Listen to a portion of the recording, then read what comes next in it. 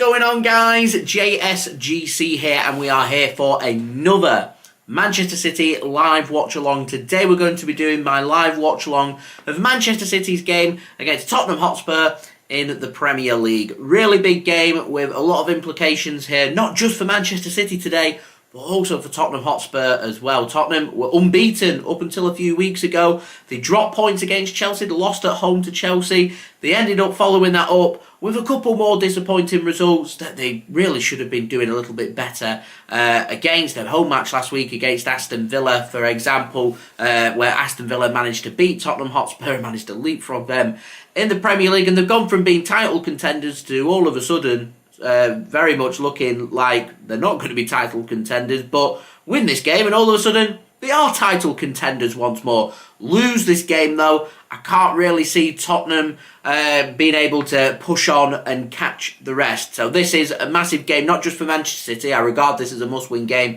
for Manchester City. I think this is a must-win game for Tottenham Hotspur as well. We've got two teams here that defence isn't their forte. Attacking, playing good football is their forte, so we should be in for a really good game of football. Both teams, Tottenham more than Manchester City, suffering a lot with injuries as well, so it should make that this game a little bit less predictable than maybe what you would expect. So we'll see what happens as this game does develop. So before I do crack on with this live watch along, including going through the teams as team news is out, do make sure, like always, if you are enjoying the content, then please do subscribe to my channel. It would be much appreciated. We're now just less than 900 subs away from 33,000 subscribers, so any help towards that would be much appreciated. Also, don't forget as well to subscribe if you are new around here. Press that red button, press the bell, and put your push notifications on.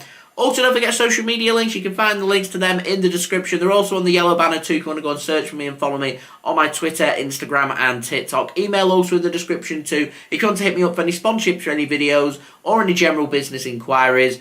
Also, don't forget as well to leave your thoughts in the live chat. Just heading over to the live chat. We do have Dudley in on the chat, going for a 4-1 victory today to Manchester City. Love that one. Thank you so much for leaving your score prediction. Do let me know your score predictions in the live chat. Nihal as well, hello, thanks for tuning in, says love from Fiji. We've got Fiji in on the chat as well. Much appreciated there to Nihal, so thank you very much for tuning in. As I said, let me know your score predictions. Do let me know where you're tuning in from around the world as well. Gary says, come on Spurs, sorry JSGC. Much appreciated, Gary. We welcome everyone here on the JSGC channel, regardless of the team that you support, whether that be the opponents that we're playing or another team or Manchester City supporters. We're all friends here. We're all here. We're all like football. We're all here to have a good time. We do have some rules here on the JSGC channel. Number one, make sure you enjoy yourself and have fun. Number two, no ruining and spoiling it for others, no bad beef, that kind of thing. And third, no bad language as well. Big Morgan, thanks for tuning in, going for a 3-1 victory for Manchester City today, and I'm going for a 3-1 victory as my score prediction too. And says, God willing, cheers. Jay, much appreciated there. Big Morgan, thank you very much for tuning in. And Verico cheering on Manchester City too, so thank you very much to everybody that has tuned in so far. As I said, do let me know your thoughts in the live chat. Score prediction for this game. Do let me know where you're tuning in from as well. That would be much appreciated.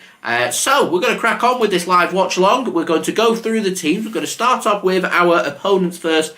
Tottenham Hotspur. Now, they are very limited on the players that they can go with due to the amount of injuries that they've got. I actually think they may be able to field a starting 11 based on how many injuries that they've got. And it shows how widespread the injuries are for Tottenham Hotspur as well. So they're lining up today in what looks like it's going to be a 4-2-3-1 formation. So that's going to be 4 defenders, 2 more holding midfielders, right winger, left winger, an attacking midfielder playing behind the striker is how it looks like Tottenham Hotspur are going to be playing under new management, of course, from this summer, and doing a cracking job at this moment in time in Ange Postecoglou. So they're going with Vicario in goal. Their back four made up of Pedro Porro, former Manchester City man, right back, left back Destiny Udogie, centre backs made up of Emerson Royal and Ben Davis. Of course, Tottenham not at full strength there, as I'm sure you can tell. Then it's going to be Yves Bissouma starting alongside Giovani Lo Celso as their 2 central midfielders, with Dejan Kulusevski Further ahead of them, playing in attacking midfield, you've got Brennan Johnson, former Nottingham Forest man, playing. Sky Sports have got him down as the right wing. Could be going on the left wing. Bryan Gil, former Fulham man, starting as well for Tottenham Hotspur, with danger man number 7 and captain today, Son Heung Min. And that's the danger for Manchester City. Class player like Son, Manchester City need to be working as hard as possible to limit his space, limit his time on the ball, and limit his opportunities in front of goal. Do that, I think we keep Tottenham quiet. We keep Tottenham quiet. I think Manchester City go on to win this game. I think City capable here against this defence. I think City are capable of scoring at least a couple of goals. So I think if Tottenham are wanting to take something from the Etihad today, I think they're going to need to at least score. I think they're going to need to grab at least a couple of goals. I think this is going to be a both teams to score, end-to-end attacking game, goal fest. So we'll see. Okay, right, moving on to the bench. 2 goalkeepers named by Tottenham Hotspur. They didn't manage to name a full bench last week in their game against Aston Villa. They're going with 2 goalkeepers, Brandon Austin and Fraser Forster. Shows how far down the pecking order Hugo Lloris is now, not even on the bench. Alfie Dorrington on the bench along with Pierre-Emile Hojbjerg. I'm surprised Hojbjerg doesn't start. I thought he would. He doesn't. He's on the bench. Oliver Skipp, Jamie Donnelly, Richarlison returns in a much-needed boost in attacking numbers there for Tottenham Hotspur. On the bench, could get some minutes maybe in at the second half. Yaga Santiago and Alejo Feliz as well, also on the bench for Tottenham Hotspur. Now, moving on to Manchester City and our starting 11 for today. We're starting in goal number 31, Ederson. We've got a back 3 made up of Kyle Walker on the right-hand side, Ruben Dias through the middle, and Josko Gvardiol given the nod today ahead of Nathan Ake. Massive call that by Pep Guardiola. We'll come back to it. Midfield then, it's going to be Manuel Akanji alongside Rodri, Bernardo Silva and Julian Alvarez. It could well be Phil Foden going into the middle alongside Julian Alvarez, and Bernardo Silva goes to the right wing. Jeremy Doku on the left wing, and number 9 Erling Haaland starting up top for Manchester City. City being led out today by captain Kyle Walker, of course. Now, on the substitute bench for Manchester City, we've got Stefan Ortega-Moreno as our backup goalkeeper. He's on the bench alongside Nathan Ake, John Stones, Rico Lewis, Sergio Gomez, Oscar Bob. Mateo Kovacic makes a return to the Manchester City squad. Fantastic to see, so much needed, in my opinion, with the busy schedule coming up for Manchester City. We've also got Jack Grealish, and we've also got Kalvin Phillips on the bench as well. A little bit more senior, more experienced bench named by Manchester City today than what Tottenham Hotspur have got. So plenty of options there. Should Manchester City need it, if we needed options at the back, you've got good options. Sergio Gomez, Rico Lewis, Nathan Ake, John Stones, all good to see here on the bench for Manchester City. You've also got options in attack, players like Oscar Bob, Jack Grealish. Doesn't surprise me that Jeremy Doku's given the nod over Jack Grealish.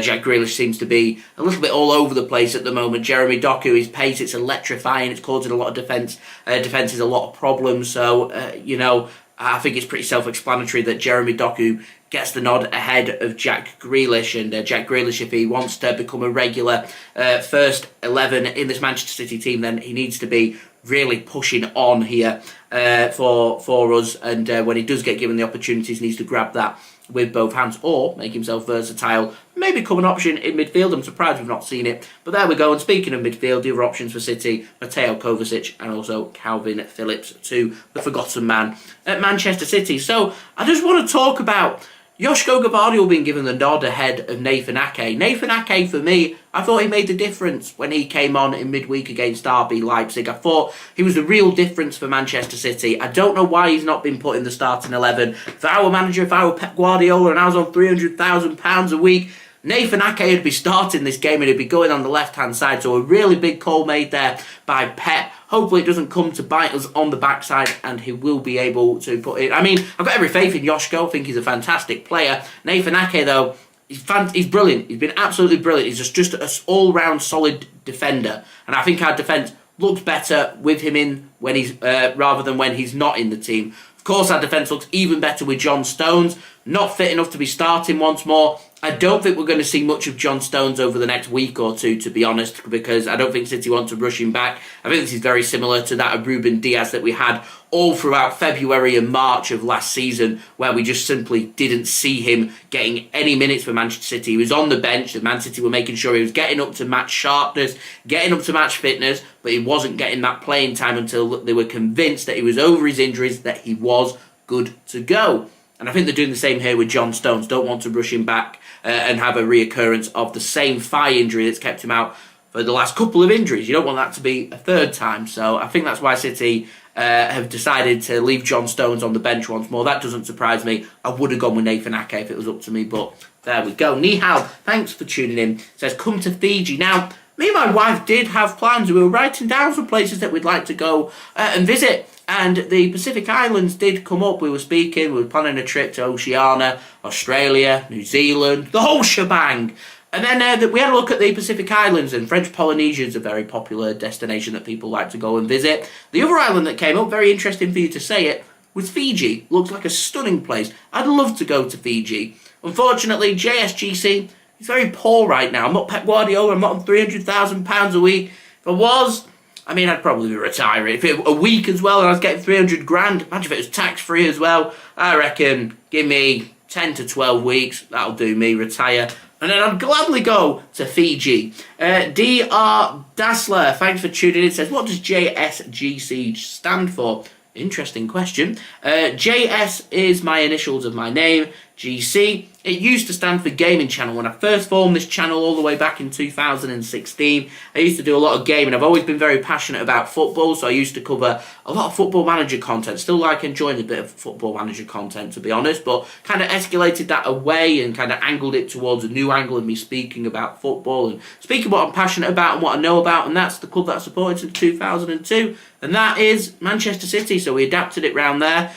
So that's what JSGC stands for, and then I added the Man City fan channel, so it specifies that it is content related to my club, Manchester City. Ricky Thomason, blast from the past, name from the past, love it, thanks so much for tuning in. Says, hi Jason, do hope you are well, great to see how successful your channel has been. Also love you and your brother's PNE blogs, all the best mate, but come on Spurs with the winky emoji. We don't like to see the last part of that, but Richard, thanks so much for tuning in, your kind comments there, and thank you so much for the kind comments about my channel as well. And I'm glad you are enjoying the content that we're putting over on my other channel, JSGC Football, links in the description if you want to go and check it out, where we cover all kinds of football vlogs, including covering my brother's team, Preston North End. He's very excited, by the way. I covered the FA Cup draw on my channel just before. Very excited about Preston North End in an away match down in London for Chelsea. Very excited for that. So potentially that could be coming to the channel as well, seeing Stamford Bridge. I've never been to Stamford Bridge before, so it'd be good to get that one ticked. And I've got my scratch off map, my sponsor for the JSGC Football channel as well, all sorted. It's ready to be scratched off. That would be absolutely brilliant. DR Dassler, you are more than welcome for the explanation on what JSGC stands for. And Julia, lovely Julia, thanks so much for tuning in once more. I do hope you are well. Hope you're having a fantastic weekend, and I do hope that you enjoy the game. Get your score predictions in, guys. Let me know your thoughts, what you're thinking today. I'm going 3-1 Manchester City. Daniel, thanks for tuning in. Much appreciated as well.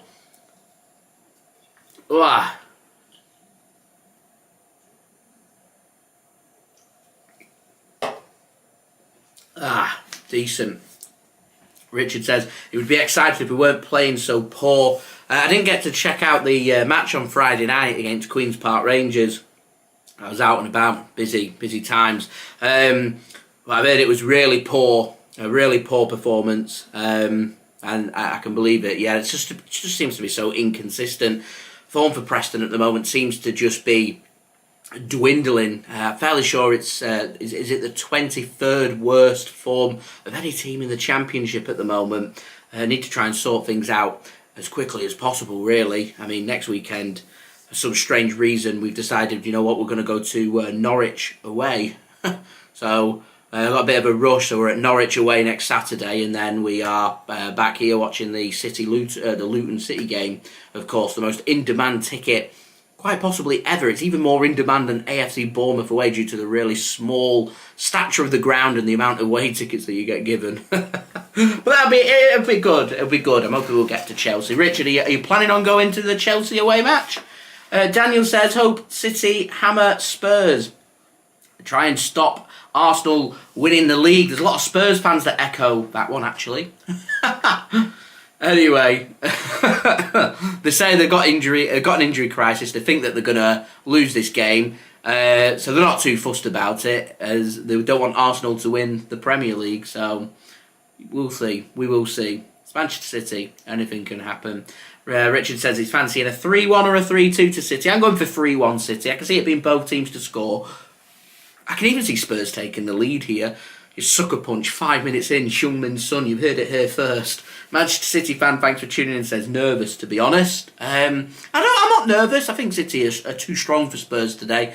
Eventually, I think City are going to go in for a goal fest, and we're going to go out there and really put in a statement win, a 5, 6, 7 goals, something that we've not really done so far this season. I can see City almost getting angry and wanting to put out that statement, but it's not happened as of yet.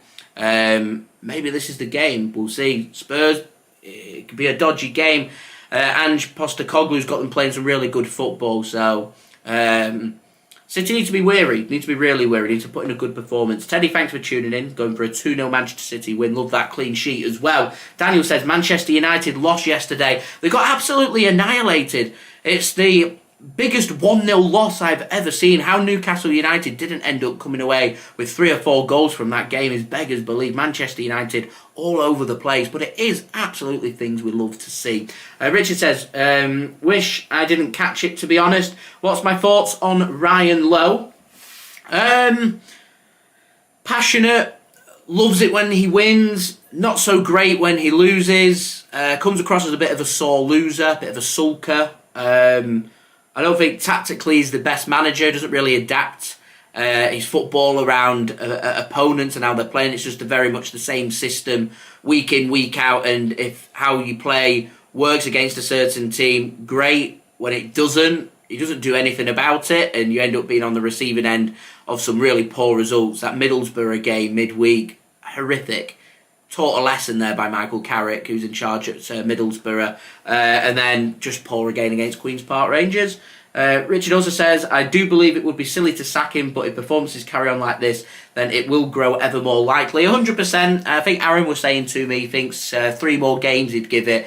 I'd give it up till Christmas and assess from there. I think you end up finding yourself around 18th, 19th place. You can't really justify with money being spent in the summer that you got off to a good start, that you're not capable of turning it around, and it might be better to bring in some fresh new blood in terms of management. But who do you bring in? That's the next big question. Dad, yo, thanks for tuning in. Going for a 2-1 City win. Narrow and close, but it's 3 points. I'll take it. The Geezer Dan says Spurs are City's bogey team, but I fancy City to win this one because they have got to go and win. There can be a bit of a bogey. If this was at Spurs Stadium, it's finishing 1-0 Spurs every single day of the week, but it's at the Etihad. We went behind. We were 2-0 down at half-time last season. It's Riyad Mahrez that did the difference that day. We've not got him available here. We can't afford to be going 2-0 down at half-time here, in my complete honest opinion. Need to make our life easy for ourselves. You do that by scoring goals, scoring first. If you score first, don't stop. Keep pushing. Grab a second, grab a third, kill the game that way. That's what we want to see from Manchester City. Richard reckons both teams to score. City win is a safe bet here. I agree. Completely agree. I reckon both teams to score. Safe bets. Heung Min Son to score any time. Erling Haaland to score any time. In terms of the yellow cards, Jeremy Doku going up against Pedro Porro. He's got the pace. Could cause a lot of problems there for Pedro Porro. Maybe he might be best with a little shirt pull or legging him up or something. See? We will see. Daniel says, when do you think we'll find out about the City 115 financial fair play rules that have been broken? Well, first and foremost, we don't know if they have been broken or not. In terms of the 115 charges, I think there was pressure being put on that they wanted something sorted by the end of this season. I think the time frame that's been put on it is 2025, so I think we're looking at around the summer of 2025 before things get sorted. It'll go, of course, to the independent panel. They'll consultate with the Premier League, they'll consultate with Manchester City, they'll gather up all the evidence, there'll be a lot of paperwork, very boring to be on and get sorted. So I reckon we're still maybe... I think we're less than 2 years away. I think we're more than a year away. I think it's the time frame that we'll be looking at. So in the meantime, I'd just say continue as normal, because that's all you can do. You know, we're a fantastic football team. We're a fantastic manager. We're fantastic players. We've got ambitions to try and win the Premier League for a record-breaking 4 times in a row. We're trying to do back-to-back Champions Leagues, which isn't easy at all. We've got the ambition there, we've got the players, we've got the manager, we've got all the ingredients to make that happen. So in the meantime, whilst these things get dragged out through the solicitors and the lawyers, we'll do our talking on the football field. Richard says, you beat Bournemouth 6-1, to be fair. I was fuming, had it down as 6-0. It's Manchester City against Bournemouth. It tends to be very straightforward. We've lacked consistency, I think, has been City's problem. There's been times where City have had enough about them to grind out some really good results. There's been other times where we've just looked a little bit all over the place, and we look like we've lacked, in my opinion anyway, a little bit of motivation in some games. I thought last week against Liverpool's a real good example of the players looked a little bit tired. They didn't look up for it. Early kick-off, I didn't think the fans were feeling it too much. I didn't think the Liverpool fans were feeling it too much. And in terms of the game and the football that's been put on offer, it's a fantastic football game that deserves better than a 12:30 kick-off on a Saturday just after the morning, in my opinion. So there we go. My thoughts on that anyway. DR Dazzler says, no guarantee City drop points to poor teams that they should beat. Spurs makes him nervous. City do have that inconsistency about them. Brentford twice last season, we have it. We're at a point now, though, where we need wins. We're 4 points behind Arsenal. Liverpool have managed to, through the skin of their teeth, grind out a win at home at Anfield against Fulham that's been closer than what it should have been. Fulham maybe should have taken points off Liverpool today. They haven't. So Manchester City, we're under pressure. We need to make sure we go out there, put in a good performance and pick up the wins and get them important 3 points. Manchester City fan said, did I watch the Chelsea-Brighton match? I've not caught the Chelsea-Brighton match. I'll go through the scores at half-time. I'm not all aware of all the... I'm aware of Liverpool because that affects Manchester City. I don't know what's happening in the Chelsea-Brighton match. I will have a look at half-time and digest that one, though. Richard says, completely agree with that on Ryan Lowe. He's a feel-good manager. It's what I call him, a feel-good manager. Confidence is up, and there's a feel-good factor there. He thrives on it. He relishes it. It really gets him motivated and going. Does he know how to stop a 6-game losing streak, for example? And I'm not entirely convinced that he does. Ricky says, if we do sack him, though, realistically, I'd like to go for John Eustace or Nathan Jones. I've seen Billy Davis's name keeps getting chucked out there. I think that ship has far sailed, in my opinion. DR Dazzler, we had a good conversation just before we signed Jack Grealish about Heung Min Son. He was the player I'd like to have seen on that Manchester City left wing. I thought he was class. When we went after Harry Kane, I was like, we're going after the wrong Spurs player. We need to be going after Heung Min Son because he is world class. I think he's just very settled in London. He's very happy at Tottenham Hotspur. I don't see him leaving Tottenham Hotspur anytime soon. I can see him, now that Harry Kane's left, becoming Mr. Tottenham Hotspur, if I'm honest. Daniel says, I need a Haaland to score tonight. He's got him in his fantasy football team, and I'm sure you're not the only person that's got them, Erling Haaland, in their fantasy football team. I've got him on my bet, mate, actually. My preview, if you watch my previews, my sponsor for that, I've got Erling Haaland captain. Erling Haaland double points. So hopefully more than one goal would be great. An Erling Haaland hat-trick. Have you heard it here first?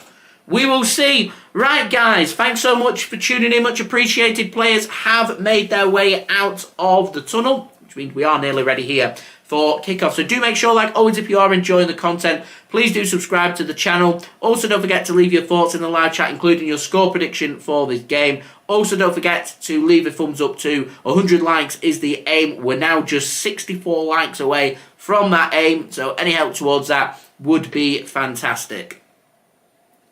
Manchester City lining up today then with Ederson in goal. We're going with a back three made up of Kyle Walker, Ruben Dias and Josko Gvardiol ahead of Nathan Ake. It's then two defensive midfielders in the form of Manuel Akanji and Rodri. Further ahead of them you have got Phil Foden and you've got Julian Alvarez. On the right wing is going to be Bernardo Silva. Left wing is going to be Jeremy Doku and up top is Erling Haaland.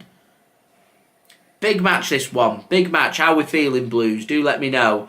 As the sleet in Manchester comes down, it has been very frosty, very snowy. If you've been keeping an eye on the English pyramid calendar over the weekend, you'll have seen a lot of games have been postponed. It's been very crystal clear skies. Head just a little bit further north than where I have. The Northern Lights, the aurora, has been spotted in several places. Shows you just how clear it is at the beginning parts of December. Clear skies in December here in the UK means it's going to be nippy, it's going to be cold. And we've had our first snowfall of the year over the last 24 hours. We had a bit of snow here where I am that's now starting to melt away. It's going to freeze and turn into ice. But there's been a few games that have been cancelled this weekend or been postponed. But this game here, Manchester City, has not. There's never going to be any problems. We've got undersoil heating, we've got all the latest technology and all the latest stuff with the pitches. That I don't think that's ever going to be a problem, to be honest. I think heavy rain and waterlogged pitches would be a bigger problem with drainage rather than frost and snow. Always becomes the outside of the area that becomes the bigger problem if it's deemed not safe.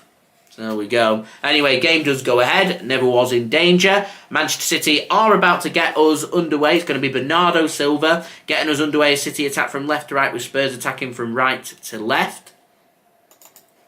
And we do have kick-off here between Manchester City and Tottenham Hotspur. Worked all the way back to Ederson in goal. City going to be attacking the South Stand first half. There's been a few people that have been commenting about Manchester City and the atmosphere, saying they'd like to improve the atmosphere. They'd like City to attack the South Stand second half rather than the first half. Would love to know your thoughts of that. I think it's a very interesting point to make and not something that I disagree with.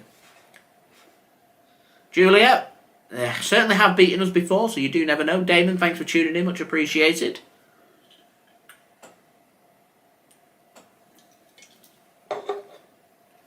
So throwing here for Manchester City. Josko Gvardiol has the ball on the left-hand side.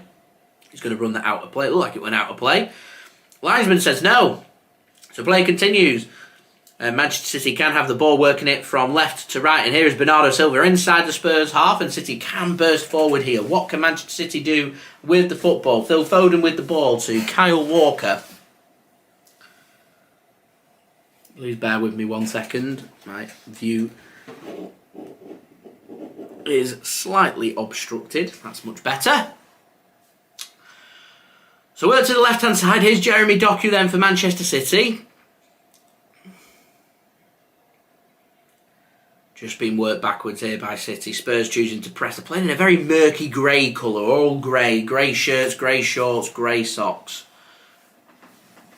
City today in their home shirts, sky blue shirts, white shorts, sky blue socks.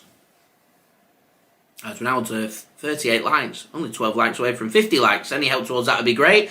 Here's Doku then. First chance for him up against Pedro Porro. Is he going to go to the byline or is he going to take it on the inside? He tries to get a ball across and that's going to be the first Manchester City corner of this game. Less than 2 minutes in. Tottenham defending in numbers, getting the players back, trying to cover them gaps. Make sure life isn't going to be too easy here for Manchester City, but a chance here for City to get the big men forward. Rodri forward, Dias forward, Akanji forward, Gvardiol forward. Erling Haaland always going to be in there as well. Can we put a good ball in? I imagine with Alvarez starting, it'll be him on set-piece duty. It is. Ball comes in, goes for the near post, and Vicario gets a fist onto that. Akanji wants a corner. Referee says it's going to be a goal kick. I think Vicario managed to fist that onto the head of Akanji and wide. Going for the near post there. Not a bad ball in at all. I think Vicario does very well. He puts Akanji off. It comes off the midsection of Manuel Akanji and out for a goal kick. I thought it was the correct decision to give it a goal kick.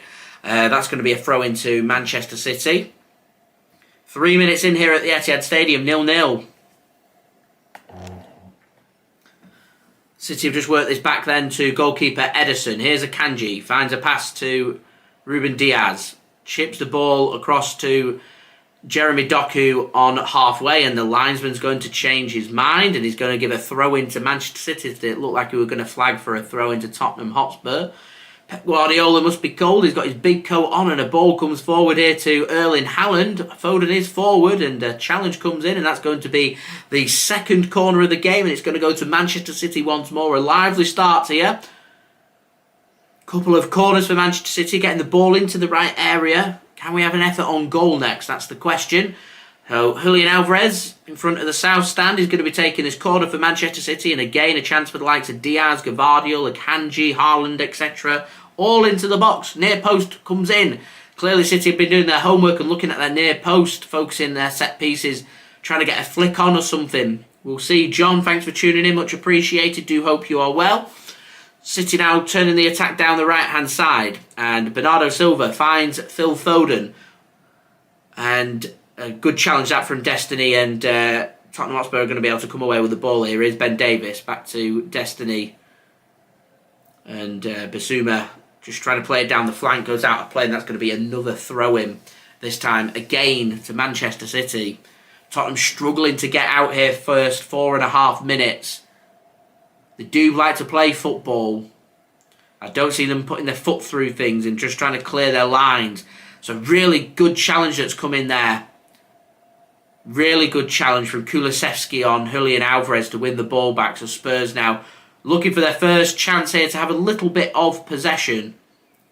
They come forward here with Emerson Royal playing as a centre-back today. Work back to Vicario in goal under pressure from Haaland. A good touch from Destiny. And good work that from Manchester City, and Phil Foden can win the ball back high up here. Worked out to Jeremy Doku into the penalty area. Goes for a shot, and Vicario gets his hand onto it. It's spinning, and that's gone out of play. Gone out of play, yep. Corner, third corner. Poor defending that from Tottenham Hotspur. Not the greatest effort on goal from Jeremy Doku, but they all count the shots. Sting the hands of Vicario. And it all came about from a combination of challenges there, including that of Phil Foden. Jeremy Doku takes 2 touches on his right foot, moves it across to his left foot. It's a comfortable save for Vicario. Just doesn't gather it up enough. He's telling his defenders to get it clear, and the too slow as a cross comes in and it's towards the keeper from the corner. Vicario deals with it. Bryan Gil can work it out, and here's Kulusevski, and Tottenham looking for the lightning counter-attack. Heung Min Son up against Jeremy Doku. Heung Min Son's won the battle into the penalty area. Heung Min Son, 1-0. 1-0 Tottenham Hotspur. It's Heung Min Son. I said 5 minutes. It's 6 minutes. Sucker punched. And Tottenham lead here against Manchester City. Jeremy Doku's got to be so much stronger against the quality of Heung Min Son from our own corner. And that's what Tottenham Hotspur can do. That's what City need to be wary of. It's poor defending from City. It's one ball forward. Doku's weak. Son's quick. He's accurate. It's a good shot. Goes through the hands of Ederson. I think Ederson should be doing better there as well. It's just an all-round poor goal from Manchester City. Really poor.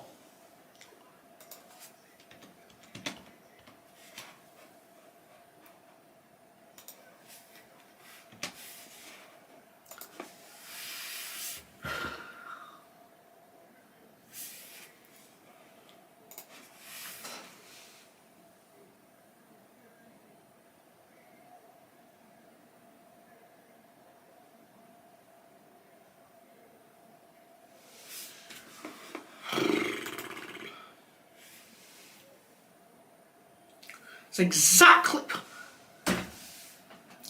what has happened is exactly what I said. Oh, if you were watching before the preview, In fact, I think the option's on there. Rewind it. Have a listen to what I say. Because what I said is exactly what just happened. The only thing that's different is I said that happens after 5 minutes. Literally as the clock struck 6. Exactly what I said. Spurs come forward. They have one attack. Heung Min Son's the man. He puts the ball in the back of the net. It's just all round poor. From our own corner, Doku should be dealing with it. Ederson should be saving it. What is up at Manchester City at the moment? Anyway, set piece here for City.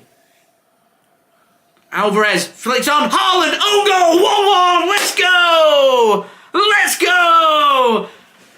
What an entertaining game. Not even 10 minutes in and we have both teams to score. There's a bit of handbags going on as well. Manchester City are level. It's a flick on from Haaland. It comes off the knee of one of the Spurs players. I'm not too sure who it was. Let's have a look. Are they all onside? Yes. Flick. It's fine. I think it's Heung Min Son. Scores at both ends. Oh yeah, it's the 5 Heung Min Son and we're level. We don't have to wait too long there. 1-0. Right, we don't have to lose the plot anymore. What an entertaining 3 minutes that was.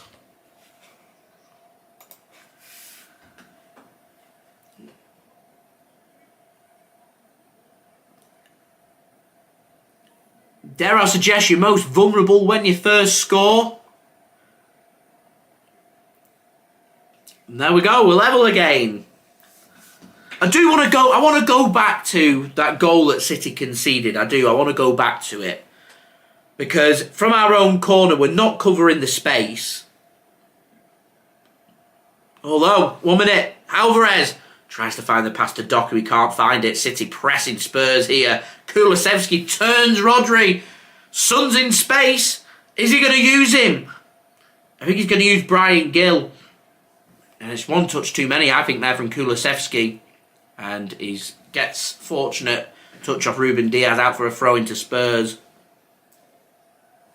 Yeah, I want to speak about that goal that City conceded. It was so poor. Ball comes in. It weren't a bad corner.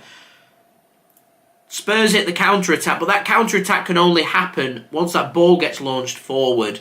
And I think Jeremy Doku should deal with it. We speak offensively all the time about how good he can be. We speak about Jack Grealish. We spoke about Jack Grealish in the pre-match, in the build-up to this. And Jack Grealish hasn't been able to hit the levels that he was looking for. And I think just there is what you're seeing from Jeremy Doku when he's a raw winger. He's not to the level that Manchester City, he's not at the complete level yet. I think in the attacking sense, he's a brilliant player. I think that demonstrates a bit of defensive vulnerability. He doesn't have that experience to go in, week out against the likes of Heung Min Son. You see that ball coming towards you on a Tottenham Hotspur counter-attack, you put your foot through it, you get rid of that ball. And if Heung Min Son takes that touch, you've got to be brave and stick with him. He just dispossesses Doku far too easily. Doku's quick, he can keep up with him. He just gives up the chase too easily. And it just goes through the hands of Ederson. He should be saving it. I mean, that'll be something we'll be speaking about more as I get on with my match review after the game. I mean, we're back at that Liverpool thing again. City, I don't think are playing bad. There's just... don't look themselves. They don't look as good. Defensively last season, at times they were just exceptional. Other times vulnerable. Here's Foden. Foden! Shot comes in. Oh, it's flicked up. Bernardo! Oh, why is he not shot? It's a good save from Vicario. Why is Bernardo not shot? Oh. Graham, thanks for tuning in. What did I think of the Liverpool goal last week? It was a good finish from Trent. Frustrating. I put... Oh, 1 second. Bernardo. Haaland! Oh, he's wide! Oh, you'd put your mortgage on it. You'd put your mortgage on it. It's a tap-in for Haaland and it's wide. Oh. How does Erling Haaland miss that? Oh, he's right on the penalty spot and puts it wide. He has more time than he thinks. What are Spurs doing? They're imploding on themselves. Anyway, yeah, back to Graham's point. Trent, it was a well-taken goal. There was a lot of people speaking about the disrespect of shushing the fans. People might get annoyed by it, but, you know, if it were Bernardo Silva scoring at Anfield in an equaliser in the 80th minute, we get a good point at Anfield and he shushes the top end. I think we'd all love it, so I don't personally think there's any problem with it. To be honest, I think that's what makes football so damn entertaining here, with things like that happening. It was more frustrating because City had 3 or 4 opportunities to kill that game off. They weren't clinical enough, they didn't. City are always going to have them defensive vulnerabilities there. We tightened up a lot throughout March, April, May. These defensive vulnerabilities that I'm speaking about right now aren't new to Manchester City. They were exposed and on show last season for a lot of the time. Brentford at home, Brentford away, they were there even in May when we rotated the team. They were there against Nottingham Forest away from home. They did nothing all game. Scored in like the 83rd minute or whatever it was. So defensively, City, there's always going to be them vulnerabilities. City just need to tighten up. They need to know when to tighten up. I think it's a skill in itself to know when you need to do it and when you can afford to relax. And when Heung Min Son's pressing you, that's not when you can afford to relax. Andy, I did see your message before. Sorry about that. Andy Allison, thanks so much for tuning in. Much appreciated. Hoping to beat Spuds. Seamus, thanks for tuning in as well. Much appreciated. Steve as well, thanks for tuning in. Now, the geezer Dan, it makes a point. What do you guys think? Does City need a new number 1? In his opinion, he thinks that they do. He says there's lots of goals where he ends up conceding when he should be saving. And distribution, we don't need to speak about his distribution because it's excellent. As Haaland's in the penalty area, cross came in from Josko Gvardiol. He's got nowhere to go, so he has to go back to Rodri. This is very end-to-end. But the question I'll throw back to you, the geezer Dan, if Ederson was to leave or City wanted to bring in a new keeper, who do you bring in? Who's the option? Who's better for what we're looking for? We need someone who's really good with the feet. I just don't think there's anybody out there that's the complete package. Shot stopping and good with your feet. It's going to be another corner to City. Bernardo Silva it is. Tottenham look knackered. They're 15 minutes in.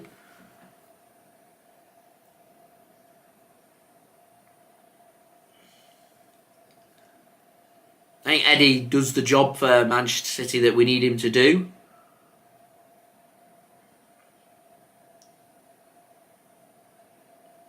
Corner comes in. Near post looking for it again. Headed clear. Only as far as Bernardo. It's going to come to Foden. And this is where City needs to be careful. Although it falls nicely. Bernardo chips it. Haaland tries to put his foot through it. He tries in the end and out for a corner. The City fans in the South Stand all saying handball. None of the players are saying handball.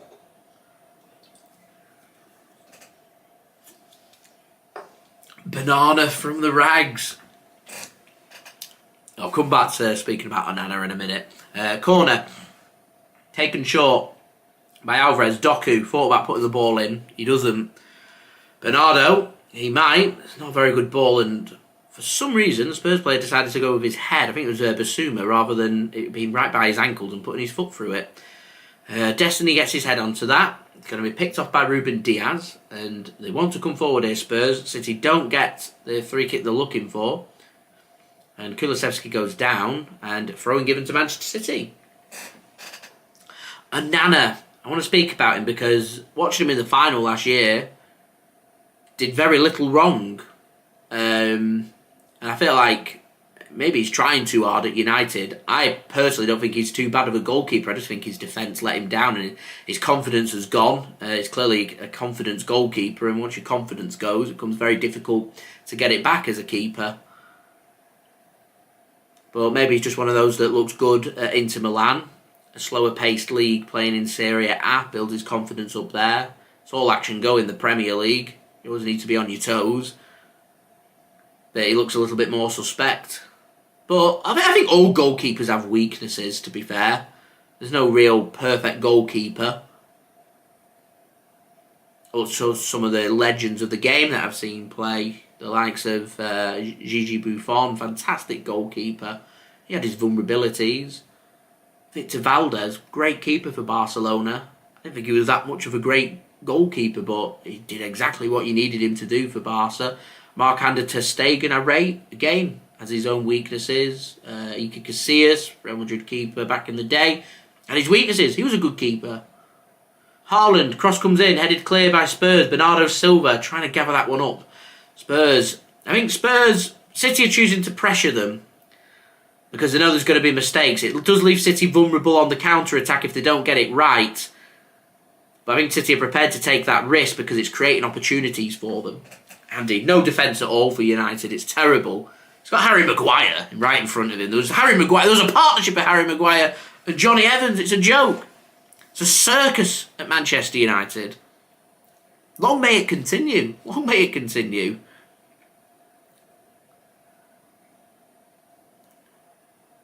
I mean, that Inter Milan team that we beat in the Champions League final, it was defensively sound. You go from that to Harry Maguire and Johnny Evans, you are going to look exposed. You are going to look like a bad keeper.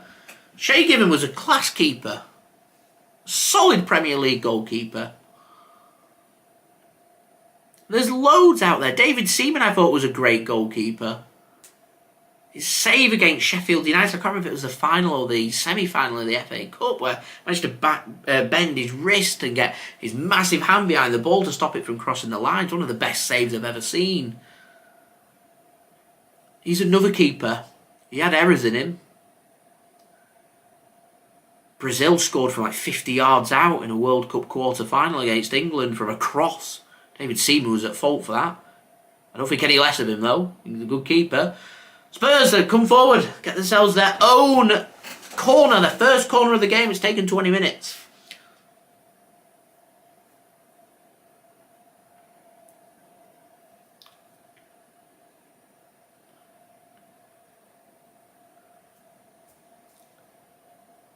What can City do then in terms of their defensive capabilities here against Spurs? Corner. It's past a system here that they've worked on in training. Cross comes in. Akanji heads it down. Ruben Dias flicks that on. Only as far as Kulusevski worked it into the byline, and that'll be another corner for Tottenham Hotspur, this time on the other side. And more defending for Manchester City to do.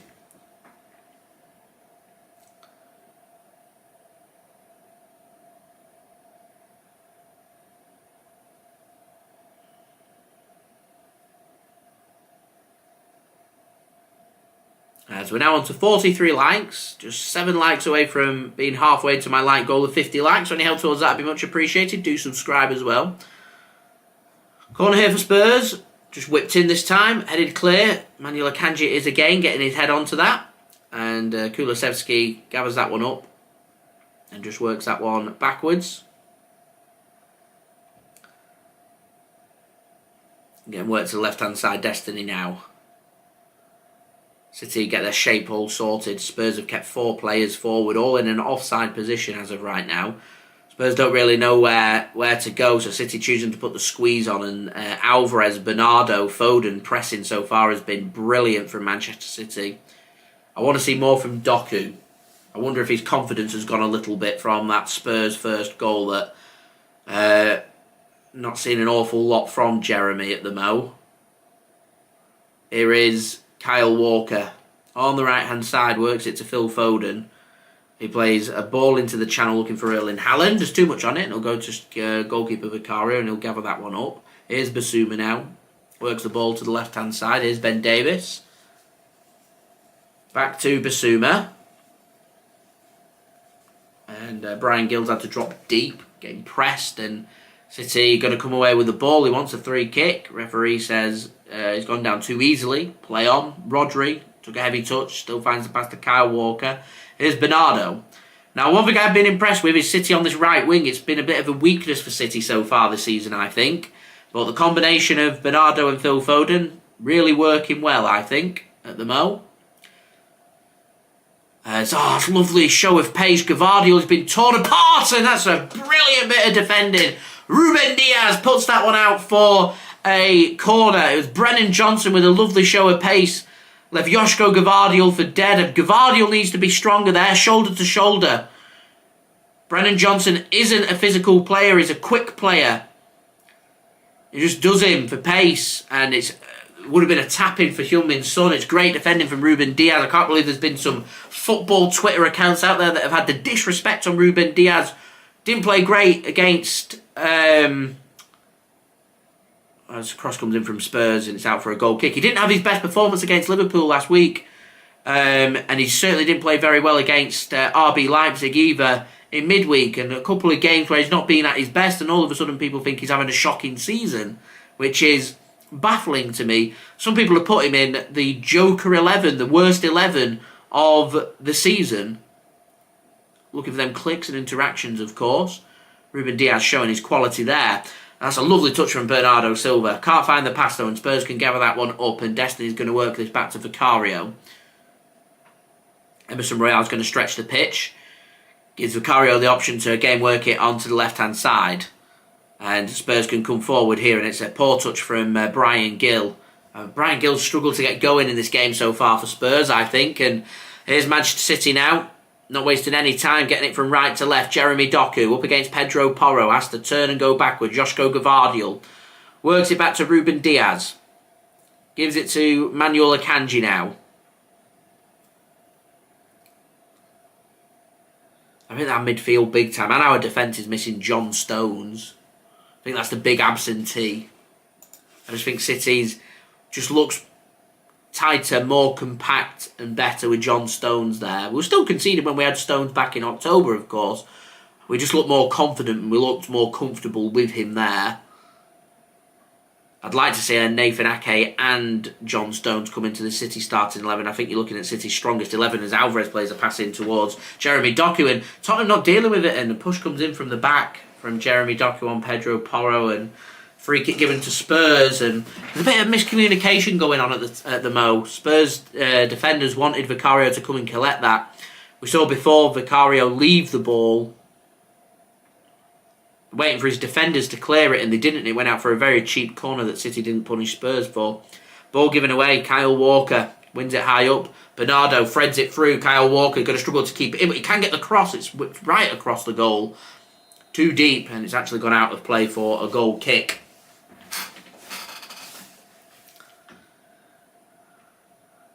It might be the offside flag's gone up. I'm not sure. Anyway, free kick Spurs, whatever it is. Right, 26 minutes in here at the Etihad. It's Manchester City 1, Tottenham Hotspur 1. That's a poor touch from Emerson Royal, and he's going to give the ball to Julian Alvarez in the Spurs' final third. And these are the situations where I think City need to be punishing Tottenham. Here's Rodri. Gives the ball to Josko Gvardiol. Bernardo now popping up on the left-hand side. Now centralising himself. He's everywhere, Bernardo at the Mo. Here's Julian Alvarez. Manuel Akanji gives the ball to Jeremy Doku. And it's interesting that Bernardo's just dropped into that gap. It gives Doku a little bit more space to hug tight to the touchline. Give a little bit more space for Jeremy Doku, because we have really struggled to get Doku involved so far. He was getting a bit of freedom first couple of minutes, but Spurs have tightened up since then. They just look like they've got a mistake in them, the Spurs defence, for me. Here is Phil Foden up against Destiny. Has to turn and go back to Kyle Walker. Work back to Ruben Dias. Back into the Spurs half though. Here is Kyle Walker. Coming forward. Gives the ball to Phil Foden. His England international teammate. Here's Manuel Akanji for Manchester City. Still on the right hand side. Shielding under pressure from Spurs. City just continue to work it backwards. Ruben Dias is going to go all the way back to Ederson. He's got several passes available to him. Uses Bernardo Silva, and that's a poor pass from Bernardo given away. And Sons and acres of space worked across, and it's good defending from Rodri and out for a corner to Tottenham Hotspur. Bernardo Silva apologises. Very un-Bernardo Silva like that, to give the ball away in such a dangerous position. It's a really lazy pass. And not a great ball across from Bryan Gil. and dealt with comfortably enough by Rodri. Manchester City just happy and relieved to give away the corner and nothing more. Pedro Porro, former City man, trots over. He's going to take the corner. We've already had 9 corners in this game. 5 for City, 4 for Spurs. And Spurs have the chance to get a few of their players forward. Emerson Royal included in there. Corner comes in from Pedro Porro, just whipped in. Flicked on from Spurs, looking for the back post. Bernardo Silva will put his laces through that. And he'll get that one clear. Rodri puts Destiny under pressure. Destiny should be doing better. He doesn't. And City can come away with the ball, and Foden plays a pass forward to Julian Alvarez. City choose to take the throw in quickly from the interception. Here is Josko Gvardiol now to Rodri. Kyle Walker wants it. He gets it on the right-hand side for Manchester City now to Phil Foden. No overlap comes in from Akanji, so he has to go back to Walker. Walker turns again, gives it to Phil Foden. He has to go backwards again. And good pressing and good work that from Tottenham Hotspur. And here's Kyle Walker. Thinks about going across field, and looking for Josko Gvardiol. Instead he goes for the safer pass. And Rodri under pressure finds the pass here to Ruben Dias. And good pressing this from Tottenham. And good work on the ball from Manchester City. And commentators curse to give the ball away. And that's good work from Phil Foden. Really good work. Comes back for City, and now there's space. Here's Julian Alvarez coming forward. The City fans falling behind this. Doku into the penalty area, up against Ben Davies, twisting, turning, shot, and it's underneath of the crossbar. Oh, it's desperately unlucky from Jeremy Doku.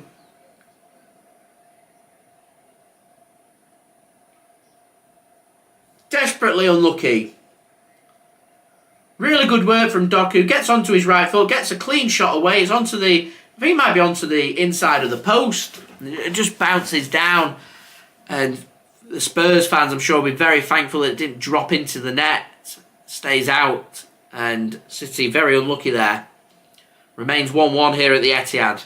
This entertaining, relentless game of football continues. Here's Bernardo for Manchester City then. City very much camped inside the Spurs half. Spurs pressing, probing, looking for that counter-attack, that wayward pass. Manchester City, patient build-up, looking for them opportunities. Nothing to separate these two teams as of yet. Both teams have made mistakes. Both teams have conceded because of their mistakes. City have missed a couple of really good opportunities. They've fallen unlucky. Not seen too much of Spurs, though, since scoring. Created pretty much one chance and nothing else. And poor bit of distribution. Bissouma just puts that ball out for a throw-in for Manchester City, and they can have the ball back high up here. Here is Julian Alvarez, works it to Rodri in space. Chips it out to the left-hand side. Doku up against Pedro Porro. Works it to Gvardiol. He will put a cross in. It's deep. Headed clear by Destiny, only as far as Bernardo. Kyle Walker's coming in for the overlap. Not used. Bernardo puts another ball into the box. Emerson Royal can get his foot onto that. Gvardiol, really good work from him. City can get the ball back. Here's Jeremy Doku. Take your man on. Plays a pass in. Julian Alvarez. Phil Foden, surely! Phil Foden, surely! 2-1 Manchester City! Vintage Phil Foden! City come from behind again. Done it midweek against Leipzig. They're doing it again here against Tottenham Hotspur at the Etihad. And 31 minutes in, Manchester City lead by 2-1. Come on, Phil. Come on, City. Brilliant bit of football. Pep ball in full exposure. Jeremy Doku threads that pass in. He's onside Alvarez. Foden's onside. He won't have an easier finish all season. City fans, the City faithful, in full voice there. They're happy with what they see. Phil Foden gives Manchester City the lead here. As Andy says, I'm going to second that. It's a typical Manchester City goal. Passed into the back of the net. 2-1 City lead. Right, guys, we're just 3 likes away from 50. Let's get the big 5-0 up. Any help towards that would be much appreciated. Do subscribe as well if you're new around here. Press that red button, press the bell, and put your push notifications on. It's free kick here for Manchester City, and if we could get a killer third goal, could be good to go. And City have chosen to take it quickly. Bernardo towards Erling Haaland, and Ben Davies does well. Puts it out. He's motivated Ben Davies trying to get his defence organised. Lackadaisical from Tottenham. City looking for the quick free kick to catch them out. And Manchester City looking for that killer third here. Corner, Alvarez to take.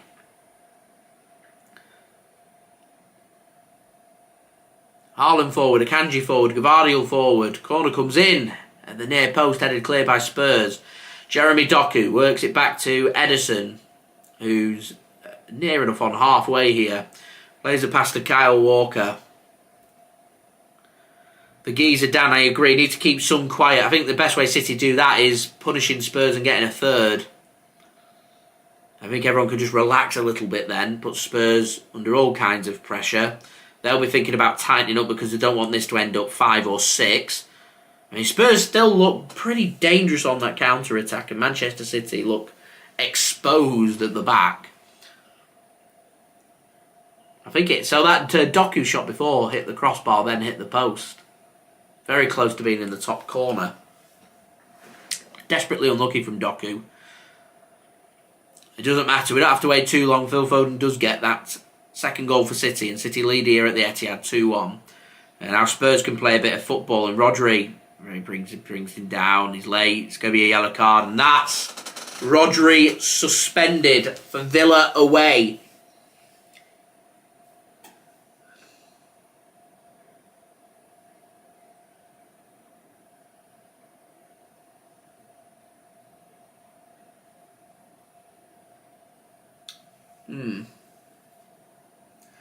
Rodri suspended for Villa away then. That's a massive blow. And if I'm Manchester City now, we need 20 or 30 minutes today out of John Stones or Mateo Kovacic. We really do. Here's Haaland, given away cheaply by Spurs. Bernardo finds Alvarez, takes the touch. Foden comes in on the overlap. Alvarez goes on his own and it's off the post. 2 now, 2. It's a good effort from Julian Alvarez. So unlucky.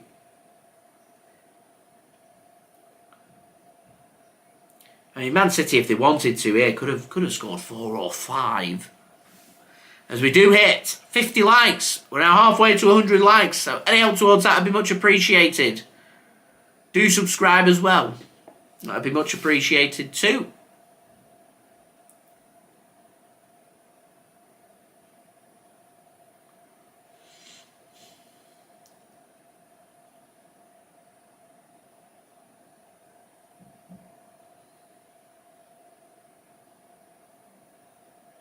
Sorry, Andy, there's just so much going on in the game. It's given away again. Alvarez! Tackled! Can he find the pass? Haaland blazes it. Blazes it. Andy says, a typical City goal. He says, got to say, he don't reckon that was a yellow card. It was late from Rodri. It's my fault. And when you're sitting on that yellow card warning, you've got to be careful. Put any challenge in that's mistimed and you don't win the ball. Referee could always give a yellow card. He's been sitting on that yellow card now for a couple of games. It's going to be dangerous. I was hoping he'd be able to do the Villa game. I think we'd be able to cope away against Luton Town without Rodri. Villa away, though, has just got more difficult.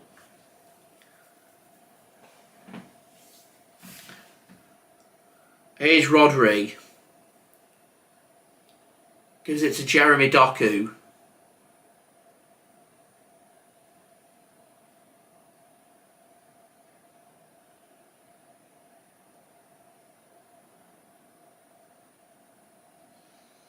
Up against Pedro Porro, Doku's causing a lot of problems now. I think his mojo's back.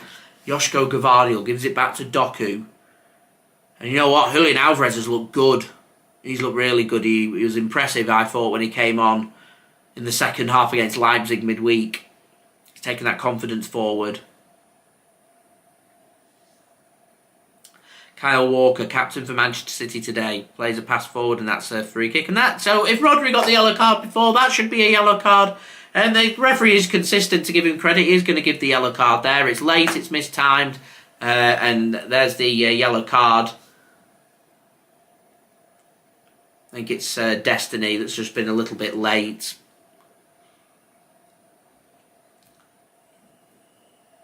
I don't think that's a yellow card from Destiny, to be honest. I thought the one on Rodri was a bit harsh. I think that's a bit harsh. Referee's levelled it up. He's been consistent about it. Ederson, very un-Ederson. He just booted the ball out of play.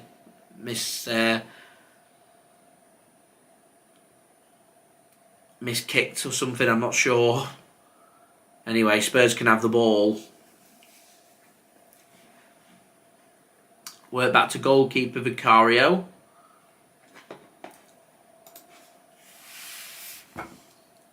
And nearly given away by Spurs again. It was cynical, wasn't it? I just feel like we're at a very poignant part, and Spurs could be in here, Spurs could be in here. Good defending Ruben Dias. It's twice today that we've said that. Ruben Dias, speaking of Doku finding his mojo, maybe he's finding his mojo as well, and the ball gets slipped in. Spurs can have the shot, and City can get the ball clear. It all seems a bit desperate at times, but it doesn't matter. It does the job. Doku comes forward, our hearts still in our mouths. Gives the ball to Rodri. Works the ball out to Bernardo. Rodri once more. Gives the ball to Ruben Dias. Work to the left-hand side. Is Doku into the Spurs penalty area. Doku has a shot blocked well. Spurs can come away with the ball. Is Bryan Gil against Kyle Walker under a lot of pressure. Does really well. Doesn't find the pass though. Given away, and City can come away with it. So at the moment, 40 minutes in, City have had 10 shots, 2 goals. Spurs, 1 shot, 1 on target, 1 goal. City just 2 shots on target, 2 goals. Keepers aren't making any saves. They don't need to be doing anything.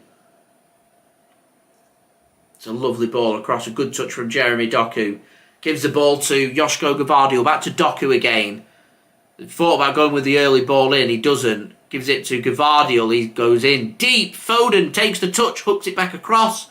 Nobody's there, and it's going to be headed clear, and that should be a free kick to Spurs, and is. Brennan Johnson it was, going down under pressure. I think from Rodri.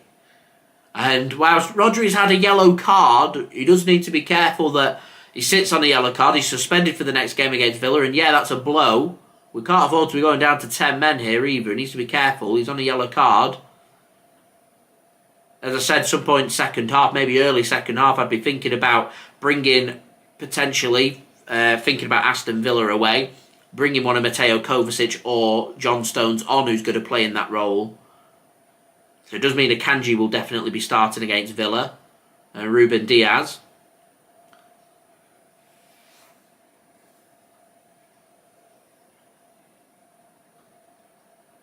His son, well played forward. Bryan Gil, good challenge from Kyle Walker, and City will gather that one up. Manchester City fan says, whatever you say, mate, that was an awful miss by Haaland. I presume you're on about the absolute sitter before. It was an awful miss. I never said it wasn't. It was un-Haaland-esque. I said I'd put my mortgage on it. You can't really have any higher compliment from me, to be honest. Rodri gets his foot through. That's a lovely touch from Doku, and City have got 4 forward here. Doku with the ball. Bernardo's joining the party. Alvarez, Foden, Haaland in there.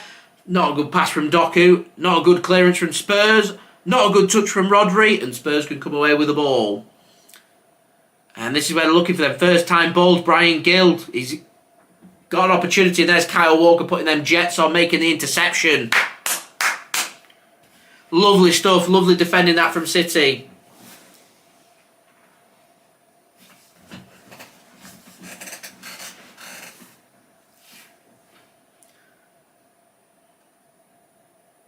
Here's Rodri now to Kyle Walker. Bernardo works the ball in here for Manchester City inside the Spurs half once more. 3 minutes to go plus whatever's to be added on to half time. Lovely, lovely ball from Foden to Jeremy Doku. Up against Pedro Porro. Goes to the byline this time, drills one across and dealt with well by Emerson Royal, and Brennan Johnson going to try and get the ball forward. He's going to go down. He wants a free kick. It's a weak one. I think the referee has given the free kick though.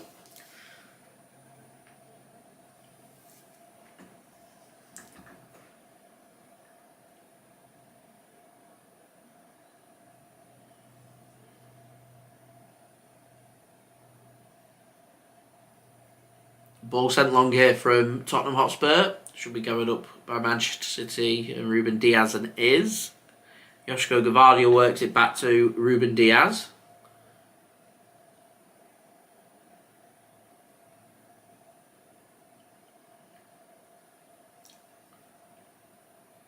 Here's Akanji. Works the ball back to Ederson. Gives the ball to Ruben Dias.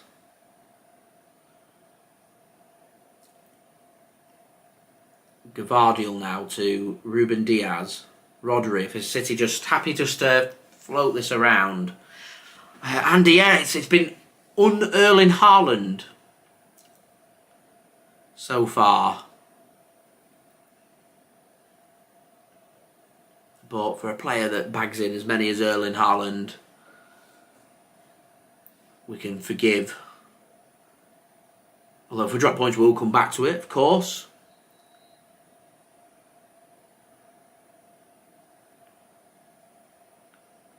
City not been at their clinical best.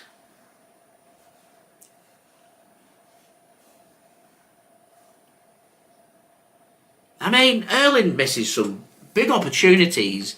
He's a player that's capable of scoring 30 to 40 Premier League goals. We've seen it already. He's on track to do the same again this year, keeping himself injury-free, touch wood. If he were extremely clinical, I don't think it would be unrealistic that Erling Haaland could score 50 Premier League goals, maybe more. Every game, there's 1, 2, 3 really good opportunities. He bags them away. The amount of opportunities that City create, he could score north of 50 goals in a season. It's mental. Spurs go first time with a free kick, not a very good free kick, and Kyle Walker takes that touch. Heung Min Son puts Kyle Walker under pressure. Ederson is left-footed. Walker went to his right foot.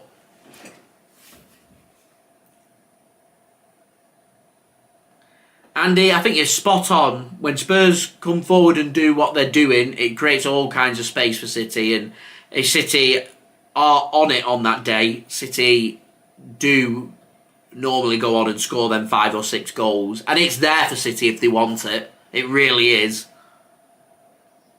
At the moment, we've not killed this game off though, and that needs to be the focus, because the Spurs team, whilst defensively vulnerable and all over the place, they've still got quality in attack. They still took the lead in this game. They've still only created 1 chance and scored 1 goal. The longer this stays at 2-1, the more dangerous this is for Manchester City. Mike, thanks for tuning in. Much appreciated. Going for 3-1 City. I went for 3-1 pre-match as well. And just sticking with 3-1 still, I think. Mike says, 100 likes is the aim. Get smashing the like button. That'd be much appreciated. Now just 46 likes away from 100 likes. So anyhow, towards that, that'd be much appreciated. Josko Gvardiol. Bit too much on that. Doku does manage to keep it in. Spurs wanted to throw in. It definitely looked like he kept it in, though. Josko Gvardiol into the first of 3 minutes added on. These long stoppages seem to be stopping in the first half. We used to be having 5, 6, 7 minutes, and now slowly dwindling down to between 1 and 4 minutes. Still there in the second half. There hasn't been that much time wasting. We've had 3 goals, so I can understand the 3 minutes. Ederson gives the ball to Manuel Akanji. There's options ahead of him. Lovely ball towards Jeremy Doku. Takes a good touch. Gvardiol on the overlap. Ball gets played in. Foden wants it pulling back to him. It does get pulled back towards him off the back of Pedro Porro. So Julian Alvarez will take control of that instead. Doku's got a man on. And Kulusevski does enough not to bring the man down, but put him off. And Spurs can come away with the ball as the second of the 3rd minute completes. So just 1 minute to go till half time. Looks like Man City are going to have the ball for the next 40 seconds. So we'll see if City can create One last opportunity of the first half. See if we can try and kill this game. Ball comes in towards Emerson Royal and Phil Foden, and he goes in with a challenge. He wants to throw in, and I think it's going to be a throw in to Tottenham Hotspur. So that could be that. Just 20 seconds remaining. We'll see. Mike says Gvardiol's worrying him. I'd have started Ake. Gvardiol doesn't worry me. He's a new player, playing a new system with a new team. It'll take 2 seasons to settle in. High important games, I go with City's best and most experienced. And Nathan Ake, to me, is in that category of best and most experienced defenders. City just knocking the ball around. And that will take us into the 48th minute. And that will allow the referee to blow the whistle. And this first half will come to an end. Manchester City went behind after 6 minutes. Heung Min Son it was with the goal. Manchester City had managed to come back into the game, finding that equaliser. Excuse me. Finding the equaliser through an own goal from Heung Min Son 3 minutes after he'd put Tottenham ahead, from a set piece that came in from a flick from Erling Haaland's head from Julian Alvarez ball in. And then Phil Foden with a lovely worked, typical Manchester City goal into the back of the net. Means Manchester City lead here by 2-1. So just looking at the stats, City dominating possession, 64% possession compared with 36% possession for Tottenham Hotspur. Tottenham, 2 shots, 1 on target, 1 goal, clinical in front of goal from Heung Min Son. However, Manchester City, with all the possession, managed 12 shots, just 2 on target, 2 goals, clinical from the shots on target, but they need to be doing more because City really should have scored at least 5 in that first half. Doku hit the crossbar come post. Julian Alvarez hit the post. Erling Haaland missed an absolute sitter. Then balls go into the back of the net. Manchester City lead here 5-1 and we're having the time of our lives. We're not. We're 1 goal ahead. Spurs are still in this. They shouldn't be in it, but they are. Which means we've got work to do in the second half to try and kill this game off. Defensively for Manchester City, looking a little bit vulnerable due to that high line and the pace that Spurs have got. I would like to see Nathan Ake come in second half. I think that left-hand side just needs shoring up a little bit for Manchester City for me. Andy makes a good point, says left-back isn't Gvardiol's best position. For him, a quality left-back is a must in our next transfer window. And I think there is a reason why Manchester City keep having a good scout of left-sided defenders. We keep getting linked with defenders all the time, and I presume that... I mean, if City want to drop in with a back 4 again, they're going to need to look at left-backs. There's no real option there should Kyle Walker pick up any kind of injury for Manchester City, and he's getting no younger as well. That right-hand side needs addressing at some point by Manchester City. If City are just happy just to keep signing centre-backs and use them out of position, whilst we're playing with his back 3... I personally would like to see Josko Gvardiol go more through the middle. He's really good with his distribution. He's really good passing the ball. And I think it'd take a little bit of pressure away if the middle area, which is genuinely more compact, may suit his game and his ball playing ability. And considering we've not had John Stones available for only a few games this season... we've only had John Stones available for a few games this season. I'm surprised we've not trialled Josko Gvardiol playing in that role. Move Rodri more to the right side where you find Akanji and put Josko Gvardiol next to him and use that way. But there we go. We will see. Nicky, thanks for tuning in, says, reckons 4 at the back is good, but left back needed. It all depends on what City want to do. I wouldn't rule out at some point this season. It came in February last season when Pep Guardiola decided to change things up. It was in January that Man City decided there were players that they wanted to leave. There were players that they decided weren't going to fit into that system. That was the defence sorted. I have a feeling rather than the defence being that in the winter window, I reckon it'll be Kalvin Phillips out and City will try and do something a little bit new with midfield. Whether they might go with the extra midfielder rather than the extra defender or an extra midfielder instead of the extra attacker remains to be seen. It's Pep Guardiola, who gets paid a lot of money to get these decisions and get them right, and time again he does, so I'm not going to sit here and question that of a tactician who's one of the best the world has ever seen when it comes to football. But there's certainly room for improvement for Manchester City. Some players finding the mojo, some not. Doku, I thought, had a good first half there, recovered really well from not getting off to the best of starts and being arguably at fault for that Tottenham first goal along with Ederson. responds really well. We've looked really lively down that attacking left-hand side, but how much better have we looked on that attacking right-hand side? Combinations of Bernardo Silva, Phil Foden looking really good for Manchester City. It's causing lots of problems for Tottenham Hotspur. I think it's important to note that Destiny sitting on a yellow card for Tottenham Hotspur could be something City choose to target. And of course, you've got Rodri on a yellow card that Spurs will be well aware of, which does rule Rodri out of our away match against Aston Villa on Wednesday evening. So there has been some games from around the ground. Premier League in the 2 p.m. kickoffs. It's finished AFC Bournemouth 2, Aston Villa 2. Ollie Watkins grabbing a last-minute equaliser there for Aston Villa. Chelsea back to winning ways, have beaten Brighton and Hove Albion by 3-2.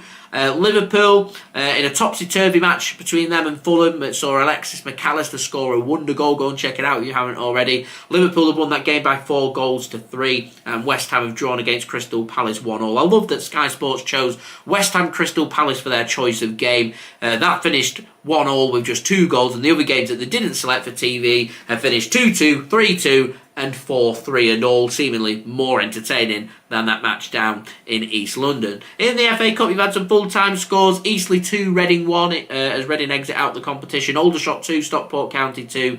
We'll head to a replay. Chesterfield 1, Leyton Orient 0 has finished. Currently Wrexham are 2-0 up against Yeovil as well. You've also had a game in the Championship. Bristol City 1, Norwich City 2.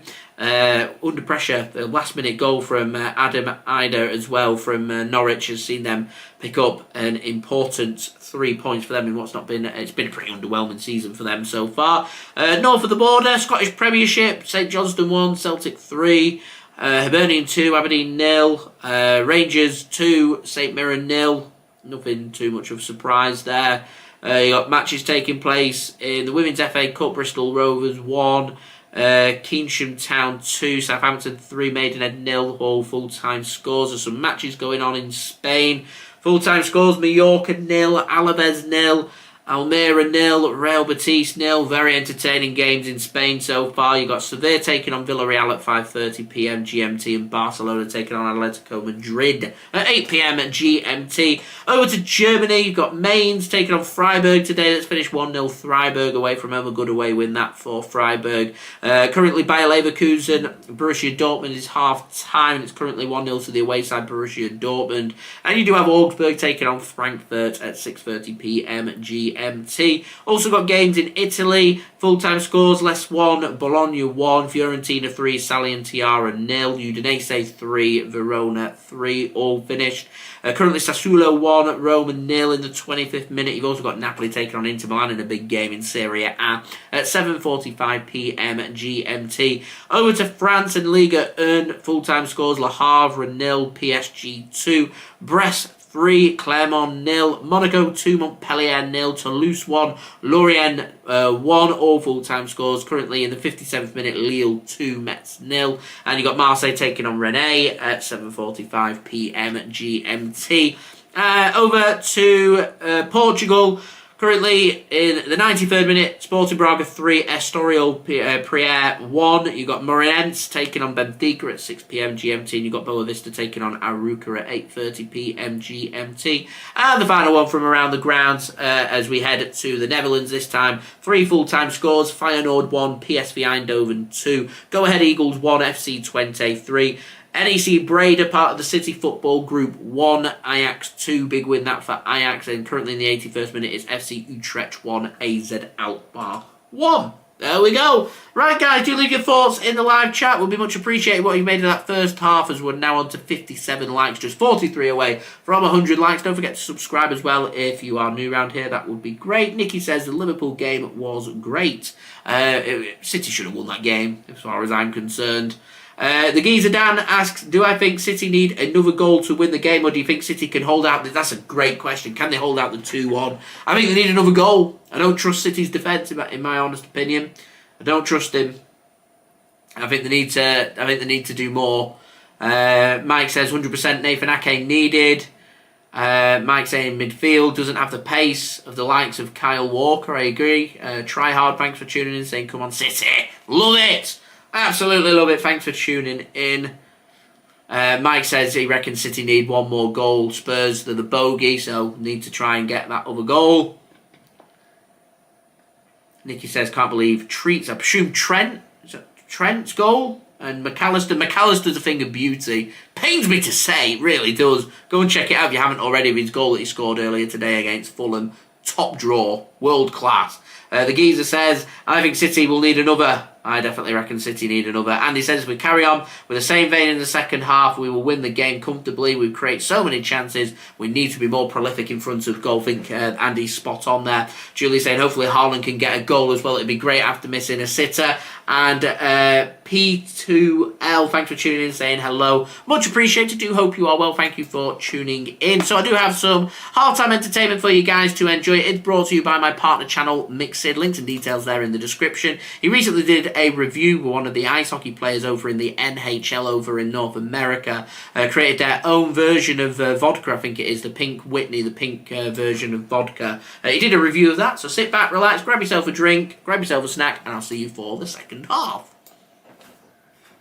What's going on, guys? Mixed here, back again for another review video, and this is from a dear friend, as is kind enough to give me this from his wedding. So this, my friends, is a New Amsterdam pink lemonade. You can only get this across the pond in the USA or Canada. So with this, it's the Pink Whitney, because if you've ever heard of it, it's a very famous, comes from a very famous ice hockey player, Ryan Whitney. So where this comes from, it comes from the podcast, The Spitting Chicklets, as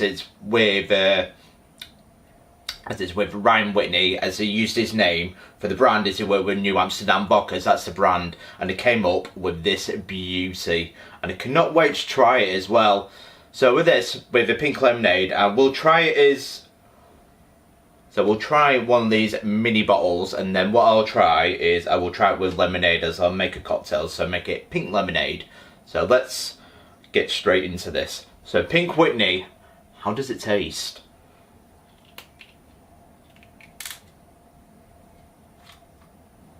I just love the quirkiness, the uniqueness of it. So with this, it's 30% as well, so 60 proof for the Pink Whitney.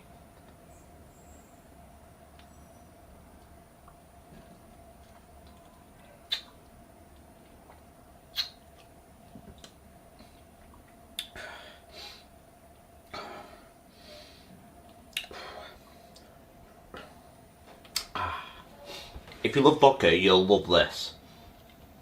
One of the things I like to enjoy, I like to just sip it and enjoy it.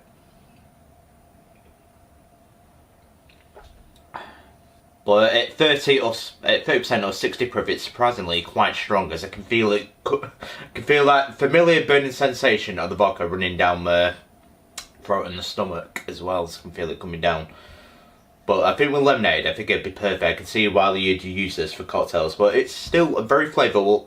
It's still got plenty of flavour, and I do like it. It's nice and sweet as well.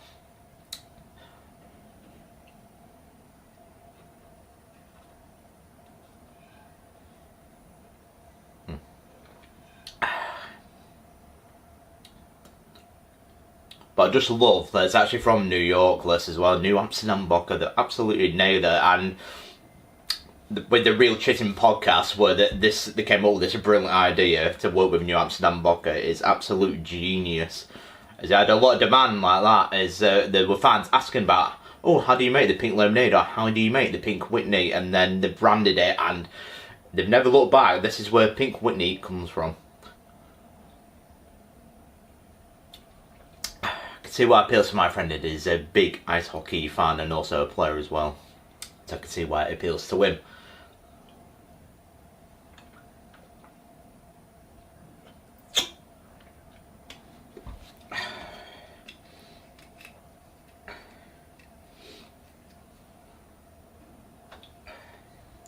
Like I said, if you love your flavoured vodka, you'll love this, as I do recommend it. But now, I'm going to try it with the lemonade, as I think I'll like this. I'll be honest, it's a little bit not smooth as what I wanted, like the Pink Whitney. I'd give it a good rating, I'd say 7.5 out of 10. Just think it could be a little bit smoother like that. And what I'm going to do now is pour this.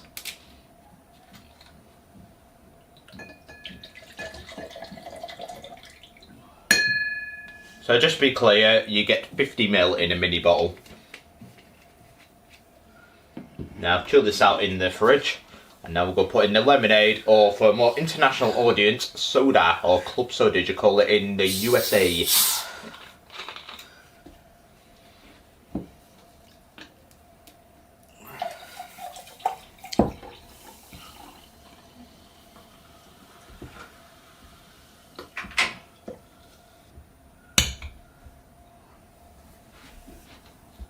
So there we go, one pink lemonade. I think this is going to taste a lot better.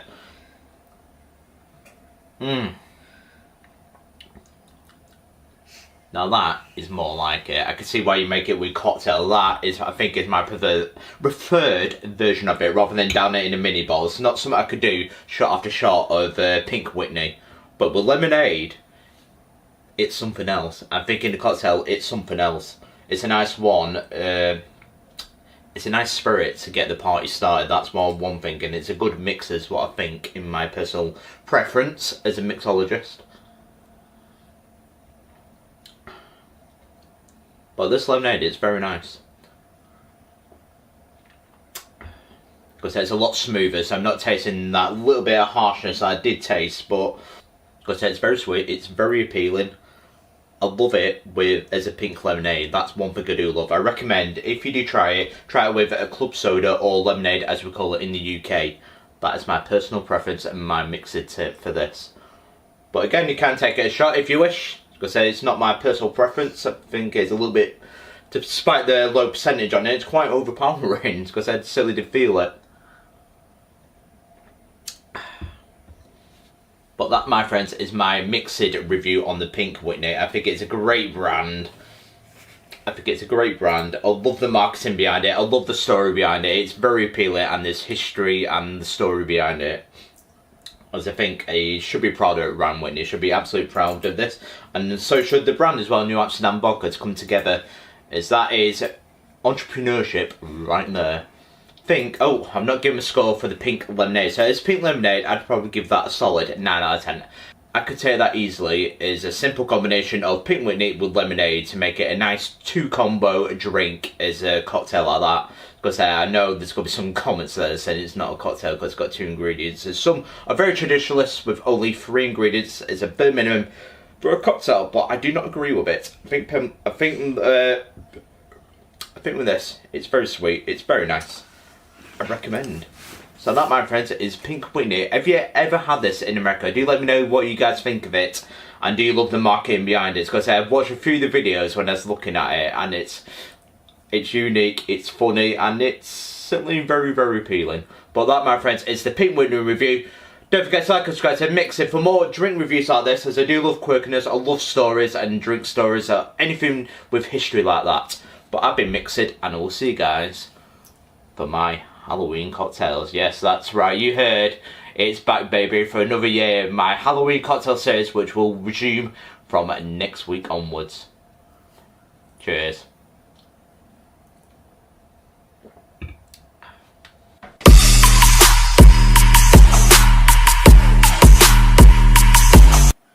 Thank you very much there to Mixed for providing today's halftime entertainment. Much appreciated. Do go and check them out. Links and details, they are in the description. So Manchester City, we've come out for the second half. Tottenham Hotspur have as well. Spurs have made a change, and Bryan Gil has come off, and Pierre-Emile Hojbjerg comes on, looking for more defensive muscle, I think, in midfield, and I presume that may see Kulusevski go more out wide for Tottenham to try and change things up. So clearly looking for something a little bit different, as Rodri just brings down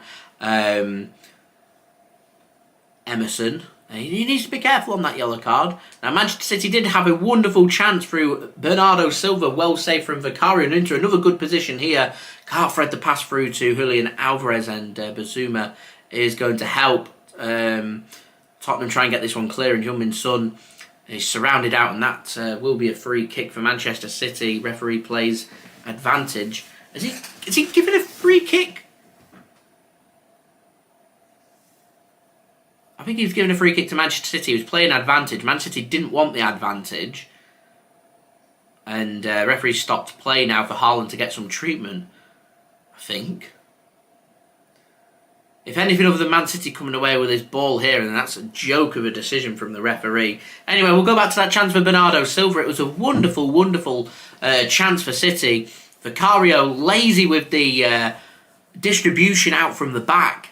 It was well pressed from Manchester City. It was Bernardo Silva originally that managed to press it, and it was just laid onto a plate from Erling Haaland. And with the outside of his foot, gets a good shot away. It was a really good save from Vicario to make up for his error out from the back.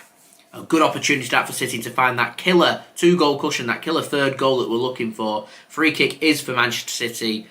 Played into the box and headed clear by Tottenham Hotspur. Picked up well here by Manchester City. Bernardo Silva goes for a cross. He's got floated too much onto that and works its way to Vicario. And Erling Haaland gives up the chase there and Spurs can have the ball. As we're now just 42 likes away from 100 likes, so any help towards that would be great. Do subscribe if you are new around here as well. That would be super. As Spurs now, well, there's only one goal in it. We'll always fancy the chances, and Heung Min Son takes the touch, and here's Kulusevski. He's out on the right wing here. Brennan Johnson's gone across to the left. That's that change with Hojbjerg going into midfield. And Spurs now just outside the Manchester City penalty area playing some football. Ben Davies. Oh, it's poorly given away. And Erling Haaland can come away with it here. Erling Haaland can come away with it here. He can't play the pass and free kick comes in. Hojbjerg it is with the challenge on Erling Haaland. Can't believe that a free kick's been given against him there, Hojbjerg. Referee has a word with him. Decides it is just going to be a word and nothing more. Sub 2, thanks for tuning in. Much appreciated. Electro as well, thanks for tuning in. Says, apart from that own goal, Son has been great. Son's a class player. He's a good player. Fell unlucky with the own goal. Other than that, he's a good player. He's done nothing wrong. Jack Grealish is going to be coming on for Manchester City here. Who's it going to be for is the question.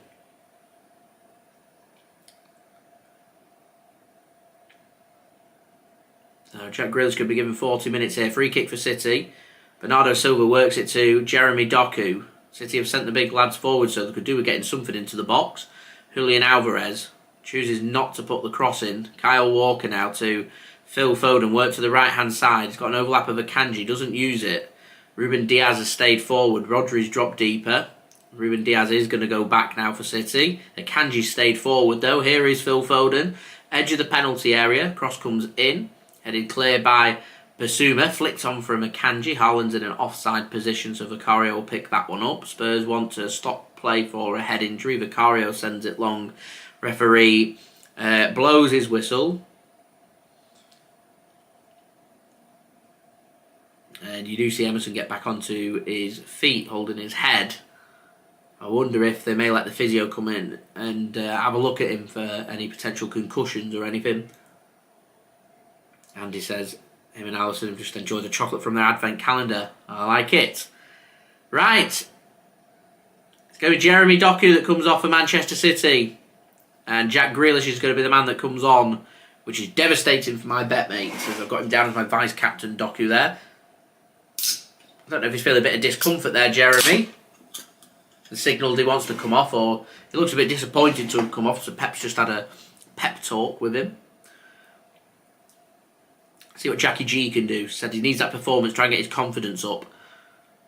And I actually think Jack Grealish may be a player I'd start at Villa Park, although it may motivate the Aston Villa faithful. So we'll see. Here's Foden anyway. Dribbles through, goes down, wants a free kick. Referee says no free kick. Phil Foden asks why not a free kick. It's gone down too easy. I think the referee gets that right.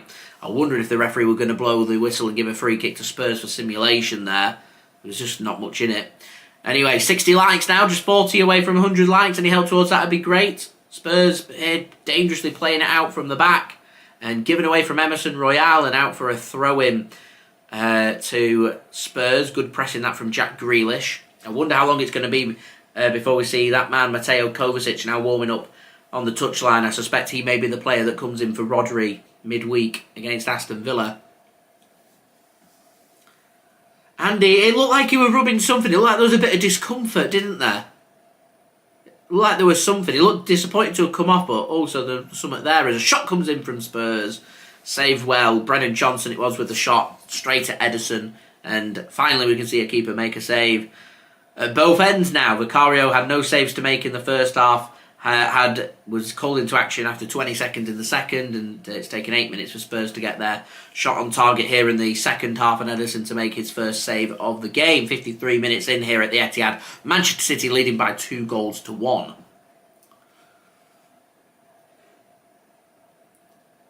Johnson's having network issues. It happens, my friend, it does happen. Thank you very much, Paul, for your kind comment there. Says always catch your City updates. Keep up the good work. Thank you very much for that. Always catching my updates from Canada. Love that one. And Canada in the room as well. She's brilliant. Here's Jack Grealish then coming forward for Manchester City into the penalty area. Goes with his right foot. It's a good ball and it's just over Erling Haaland. He can still get his head onto it. And Alvarez has managed to get a corner.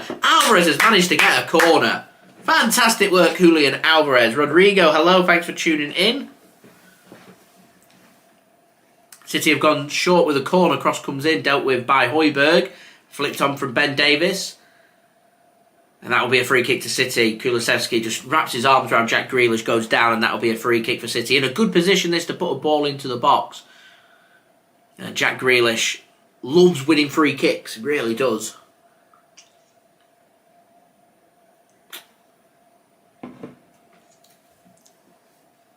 So a free kick here for Manchester City as we're now just 39 likes away from 100.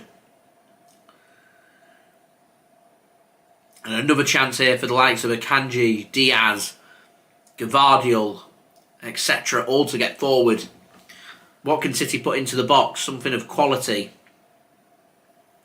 Alvarez stood over this. As is Bernardo. I think this will suit the right footer. They're going to stick with the left instead, and Bernardo is going to put a ball in and headed clear by Spurs. And Jack Grealish doesn't get a proper pass onto it, and Spurs here think about the counter-attack and coming forward, and Jack Grealish hasn't picked his runner up, and Heung Min Son's got the ball, and City always wary of Heung Min Son. He still finds a pass from an almost impossible situation, and City take the sting out of the shot of Brennan Johnson, and Ederson can just gather that one up, and Manchester City can come forward. Andrew, thanks for tuning in. It could have been a yellow card. And that's a good ball. Foden into the penalty area. Good defending. Really good defending. Foden asked the question again. Never a penalty. Good defending that. Really good defending. I think it was Destiny with the defending for Spurs. Looked like it would come off the arm of Bernardo Silva, that. Handball not given. Throw in instead. Now, 34 minutes plus whatever's to be added on remaining here at the Etihad. Still it remained Manchester City 2, Tottenham Hotspur 1, as we're now 37 likes away from 100.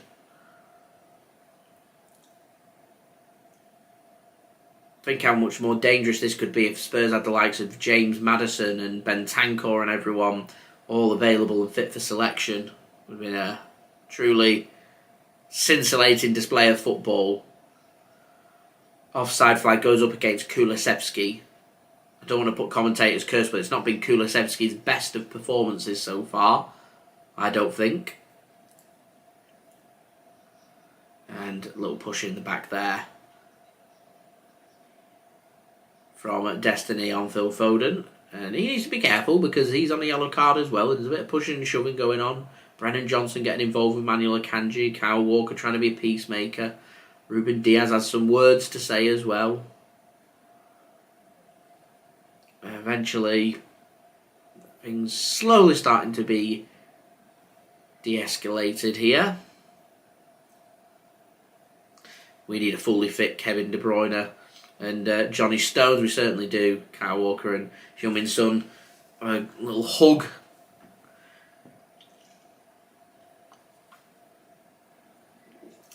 As Lo Celso and Akanji have some words exchanged. Birmingham City's owner, Tom Brady, is at the Etihad today watching this game. He's actually part of City's Instagram story before, so I presume invited down by Manchester City to come and do a little bit of work. I wonder if they're doing a bit of filming with him for some content That'd be great, some NFL content with Tom Brady. That'd be mint. That'd be sick to see. Bernardo anyway drives in and Bissouma makes the interception and Brennan Johnson can come forward. Game's gone a bit scrappy over the last 5 minutes. I think this is what Spurs want. I think Spurs maybe are just slowly getting to grips with the game and the pace. It's dangerous because Man City haven't killed this game off. Ball gets played forward into the channel. Heung Min Son in the penalty area. Not his best of passes, and Rodri will cut that one off and Ederson will put his foot through it and get that one clear for City. Ben Davies takes the touch, work it to Emerson Royal, and work to the right hand side here, where he'll find Hojbjerg. He finds Kulusevski on the right wing. Lo Celso now works it backwards to Hojbjerg once more. Here is Bissouma to Lo Celso. Emerson Royal. You're seeing Destiny invert himself. So Spurs going with the back three that Man City like to go with. And Destiny going more into defensive midfield for Tottenham. Effectively trying to push forward, and Kyle Walker caught too square there. Thought he won the ball fairly, and the referee disagrees with Kyle Walker and says that'll be a free kick for Tottenham Hotspur on Brennan Johnson just inside the Manchester City half, which Spurs take quickly and work backwards. Here's Emerson now to Pierre-Emile Hojbjerg. He plays one direct ball forward. Josko Gvardiol cuts that one off. Lo Celso can't take the touch, and arm used by Lo Celso to try and help him regain balance is classed as a foul. A high arm, a flaying arm, just makes contact there with the City lad, and free kick given to Manchester City, which Ruben Dias is going to take. I've seen some things being said about Ruben Dias over the last week or so. Ruben Dias with long hair, terrible, needs to get his hair cut. Ruben Dias needs to dump his girlfriend, etc, etc. People leaving comments on his Instagram posts and stuff. It's just not things you want to see, really. Superstitious stuff. You know, if Ruben Dias is with his girlfriend and his girlfriend makes him happy, then that's fantastic. Doesn't really affect football performance.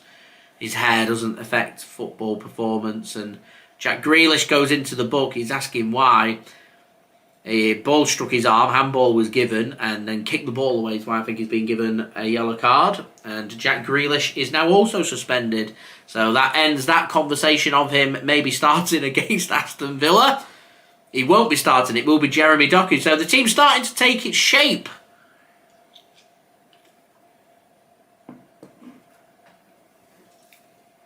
John, I'm pleased to hear that your curry is nice. Andrew says, need to kill the game off now. We do need to kill this game off. Game's got scrappy. It suits Spurs. 2-1, they're still in this game. And they shouldn't be in this game. The 3 points should be already secured. We should be thinking about Aston Villa right now. We should be thinking about the consequences of Rodri's yellow card and Jack Grealish's yellow card, and we're not. We're thinking about still trying to get these 3 points because the job is not done for Manchester City as of yet. Look at that now, second half. Spurs having 71% possession. They're growing into this game, and free kick given to Spurs now.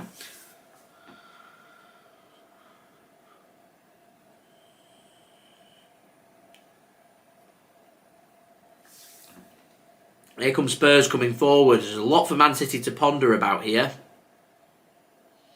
Seems that since we brought Jack Grealish on, we kind of lost control of the game. I'm not blaming Jack. Just that extra threat of Doku going off. It must be an injury that's forced that. It must be. That's good stuff from Spurs. Really good stuff. Knocking it round really nicely. Ange Postecoglou ball right on display, and the offside flag's going to stay down. It looked miles off because there's an opportunity, and Ederson makes the interception, and now the flag's going to go up. I'm just not a fan of these late flags there. Ederson could have injured. I mean, it's tight. He's still offside though. But as Destiny went forward, Ederson could have injured him making that challenge. He wins the ball fairly, and I don't think they're going to change this silly ruling until somebody does get seriously injured off something that is offside.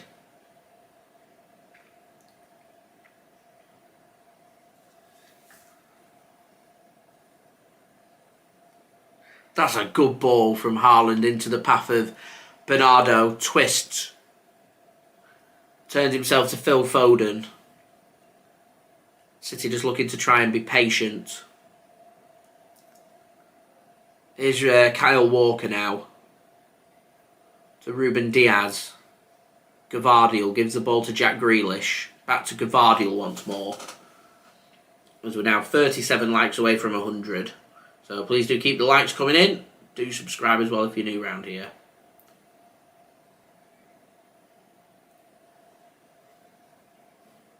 Man City just starting to take their time now.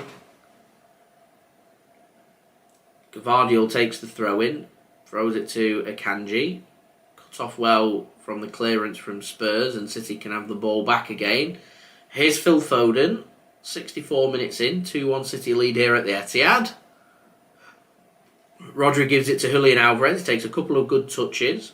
He's got nowhere to go though. Good covering from Spurs. And the ball comes in. It's not a very good one from City. And out of play. I'd like to see Pep make a couple of subs, I think. Shore things up at the back. I'd like Nathan Ake to come on. I think I'd like to see Mateo Kovacic or a John Stones as well. Just extra legs in midfield. I think City are starting to tire.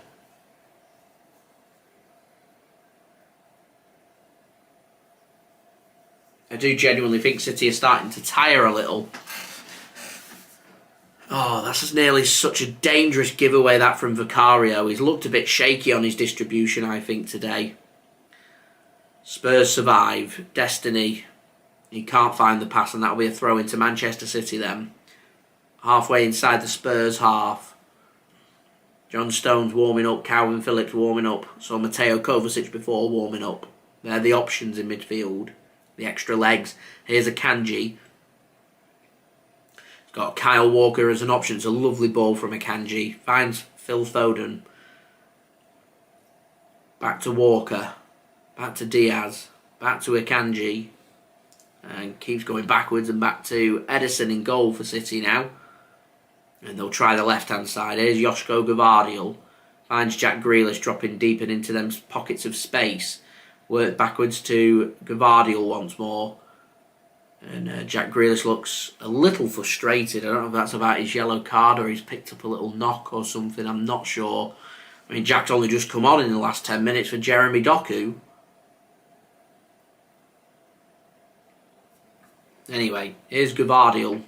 Work backwards to Ruben Dias. Gives it to Ederson. Under pressure from Heung Min Son. Just about finds the pass. Kyle Walker now to Phil Foden. Passes it into space. Erling Haaland picks that up really well, dropping back into space. And his pass little too heavy. And City thought about a counter-attack, snuffed out really well by Giovani Lo Celso. And Spurs could come on the attack in the City half down their left-hand side. Centralising it now. Here's Emerson Royal, work to the right wing. Here is Kulusevski up against Gvardiol with the support of Lo Celso. Drills a ball across, blocked well by Gvardiol. Work backwards here to Emerson Royal. Here's Bissouma, back to Emerson. And Kulusevski shows too much of that to Manchester City, and City can get that one clear. Spurs want the corner, and corner given against Manchester City there. 5 Spurs players appealed for it. City wanted the goal kick. A cheap corner given away. And the Spurs fans are encouraged. I think they can do something here. So corner. What can Spurs do? Whipped in. Straight at Ederson. I think counter-attack. Counter-attack. Ederson just keeps hold of it. I mean, Spurs are just going to chuck the kitchen sink at this. They may as well lose 3-1 to run the risk of trying to equalise and get a 2-2 here at the Etihad. Space will be there for Manchester City. They're just not finding it.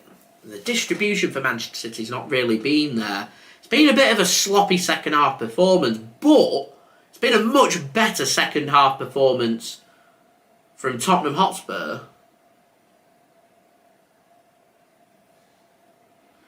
Andy says a punt. Phillips to score the third. I wonder what odds you'd get on Phillips to score the third. He'd have to get on the pitch first, but I don't think Pep trusts him.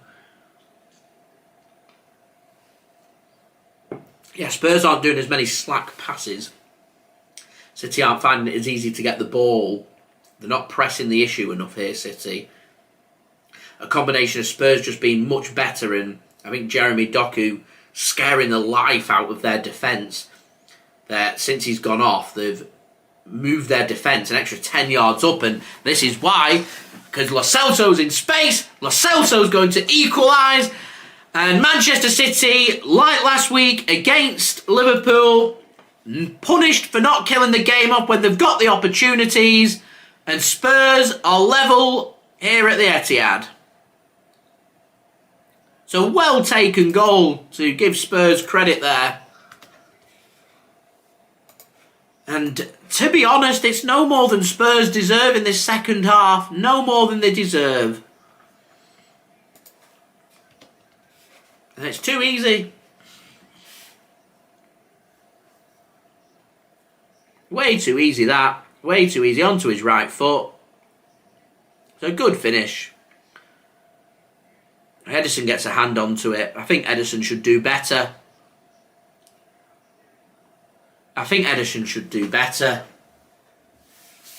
So these fine margins. We're going back to this game last week against Liverpool where I spoke so much about these fine margins and City aren't getting them right. It wasn't right last week. It's not right again today. It wasn't right midweek against RB Leipzig. Something isn't quite right at Manchester City and I can't quite put my finger on it.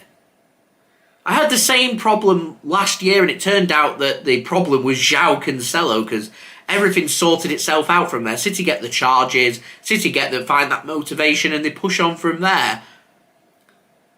And then I don't know. I just can't put my finger on it. And here's Spurs again coming forward. Hojbjerg, cross comes in, dealt with by Rodri. Man City want that to go out for a corner because he just gave the ball away straight away to Kulusevski. And he says Stones and Kevin De Bruyne. It might be that. I don't think it's injuries. I don't know what it is.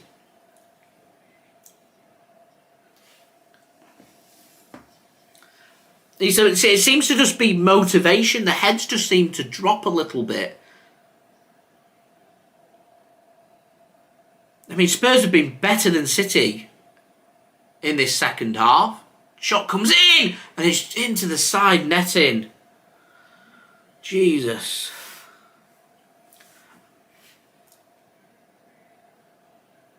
VAR. What for? It came off Jack Grealish's heel. It said there was a VAR handball check. It came off the heel of Jack Grealish. Corner given by the ref. Steve makes a good point. Says one word, hunger, just isn't there. Defensively woeful, no leader. It's the motivation thing. I think City are just on a treble hangover. They're struggling to find the motivation, and corner comes in and headed clear. But if they don't get going, if this goes on throughout this month of December, as the ball's flickering everywhere and out for a goal kick, City, dare I suggest, hanging on a little bit here. But they just having a bit of a treble hangover, and they'd let this go on well into December. They could find themselves from being top of the Premier League at the beginning of November to, by the end of December, finding themselves 7 to 10 points behind. It's a big gap. Really big gap. Rico Lewis is going to be coming on for Manchester City. And free kick given to Spurs. Erling Haaland takes his bobble out. I think he's going to put it back in. Comes in. It's just a bit of a high trailing arm from Haaland. Goes into the face of Emerson.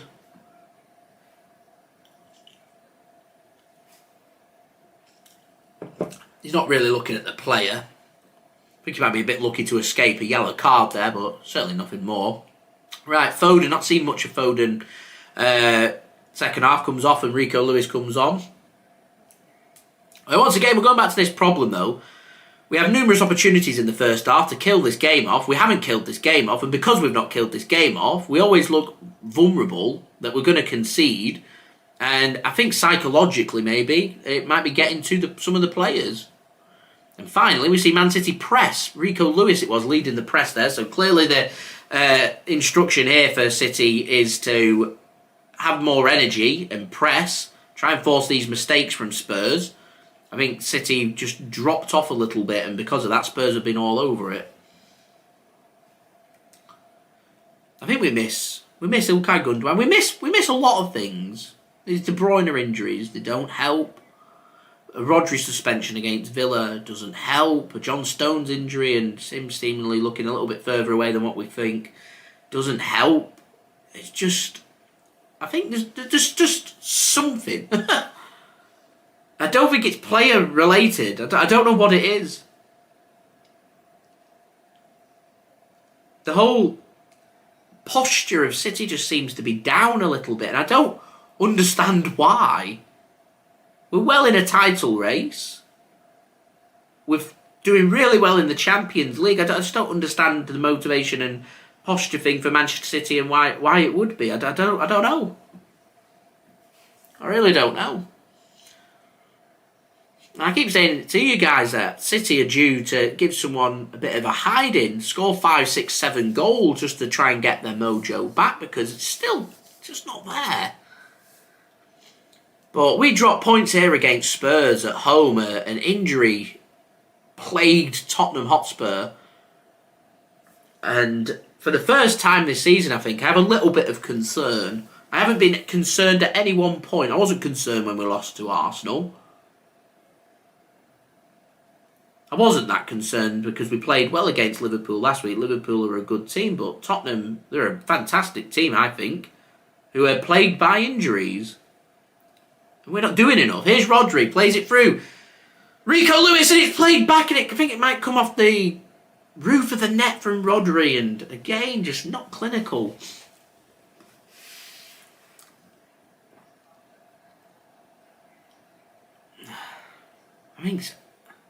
I don't think Rodri was in the best position for that shot then. There's good work from Rico Lewis, but it weren't quite there. Mixed, I agree, got to be beating these teams. There's got to be a point where you say to yourself, we've got to stop dropping these points. And the referee's not going to give a free kick there. Good work from the referee. Spurs were desperate for that free kick, and referee said no. Play continues. Hojbjerg works back to Vicario. Vicario looks shaky. City need to be doing more. Heung Min Son misses the header, so Man City can have the ball. And finally, City having a bit of possession. Can they do something with that possession is the question. Here's Rico Lewis now to Manuel Akanji.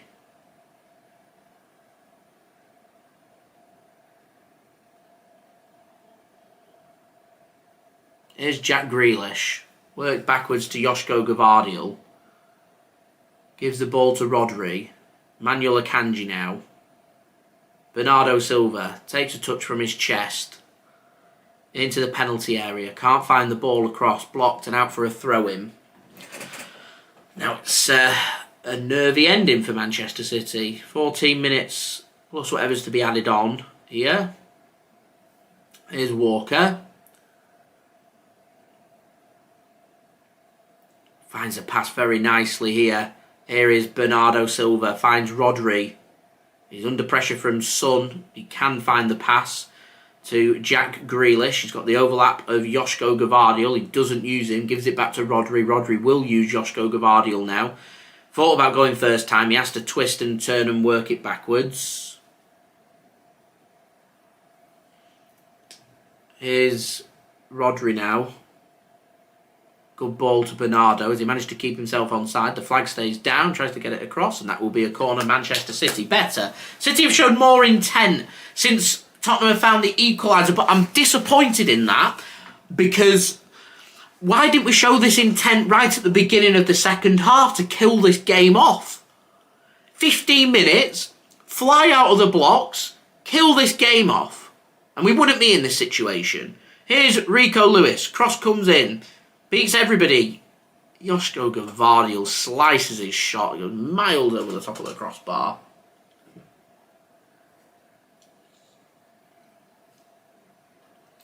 In response to that, Spurs are going to make a sub. Postecoglou sends on Oliver Skip. He's going to come on here for Giovani Lo Celso. So looking for more legs in midfield, and dare I suggest maybe a bit more of a defensive display being put on by Tottenham here. A point here for them would be fantastic. Stops that losing streak that they've been on. And Spurs have looked good today. As I said, they have everybody fit. I think this is a very dangerous game for Manchester City. Ball gets sent forward from Spurs, headed clear by Ruben Dias. Rodri flicks it on. Julian Alvarez can't take the touch, and Spurs get the nice bounce, and they can have the throw-in. Bissouma finds Oliver Skip, back to Bissouma. Lovely work from Rodri to find the interception. Julian Alvarez looks for the space. Under pressure from Skip. Back into traffic. Jack Grealish finds the free kick. It had been given away from City there, but he finds the free kick. Grealish does really well. Grealish now has a smile on his face. Nice to see Jack smiling once more. As we're now 34 likes away from 100 likes. So any help towards that would be great. Do subscribe as well. In for a very tense last 11 minutes here at the Etihad. It's Manchester City 2, Tottenham Hotspur 2. Free kick for Manchester City here, about 45 yards out from goal. Slightly to the left of centre. It looks like Manchester City are going to be in a position to put a ball into the box. They do. Looking for Akanji at the far post. Akanji will eventually pick that ball up. Linus, thank you for tuning in. Asks, what does Gvardiol do for Manchester City? Free kick given against Manchester City there. Gvardiol...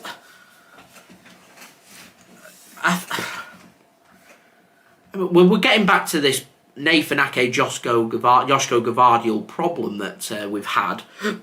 It's a great problem to have because you've got two great players. I think defensively Nathan Ake is better than Josko.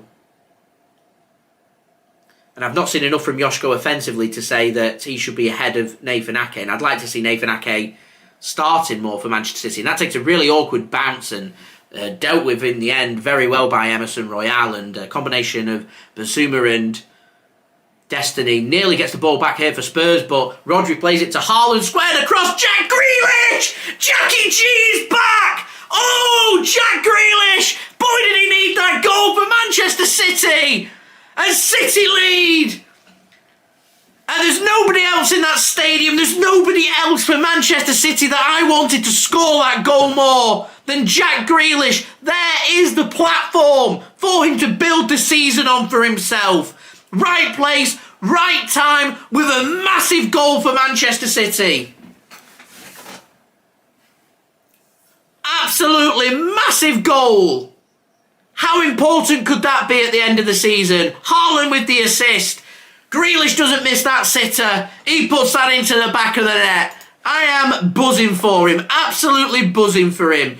Everybody's been asking the question. There's so many people against him.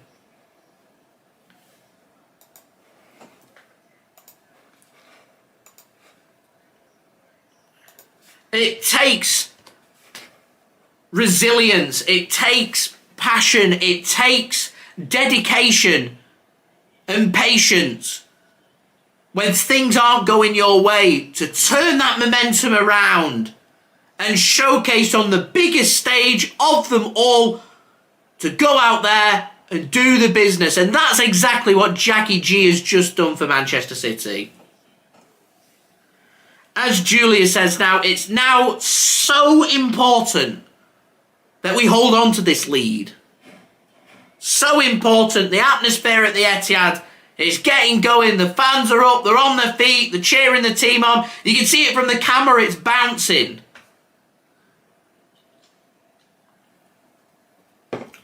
The response since Manchester City have conceded has been fantastic from Manchester City. I said to you guys, something wasn't quite right. It didn't feel right. It didn't look right for Manchester City. Since we found that equaliser, we've looked better, sharper, more motivated. Spurs now, caution to the wind. 3-2's not good enough for them. They can't afford a fourth loss in a row. And a free kick given against Josko Gvardiol. Yellow card is out. And he's into the book. No, Nathan Ake is not injured. It's slightly late, it's slightly high on Oliver skip from Gvardiol. I think this is where I'd be taking Gvardiol off on that yellow card now and putting Nathan Ake on. It really should have been more for Manchester City. It hasn't. And Josko goes into the book. And Man City have some defending to do. And Spurs have a chance here to get some of their players forward. Destiny's in there. Bissouma's in there. Pedro Porro stood over this. Not seen too much of Pedro Porro so far in this game. Puts a ball in. And it's just not good. Nobody there. It goes across to the left and Spurs can't keep it in. Excuse me. We're now 30 likes away from 100 likes. So any help towards that would be great. 30 to go.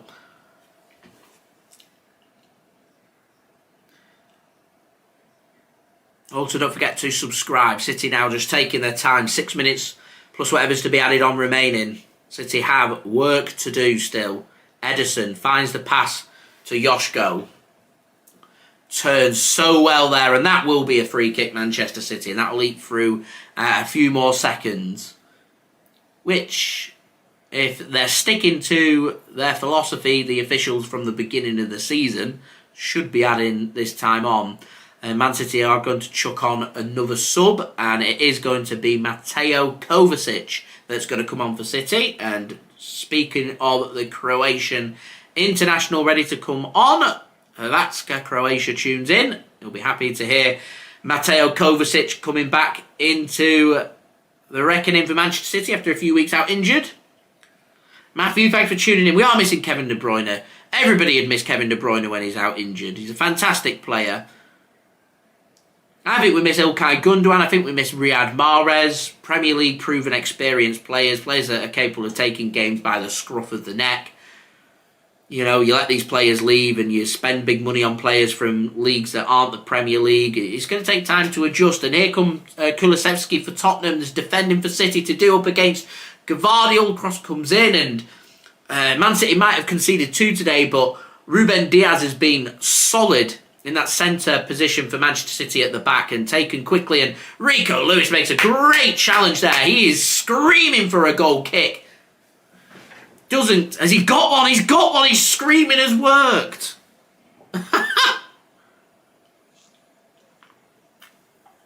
There you go. If it doesn't go your way, scream until it does.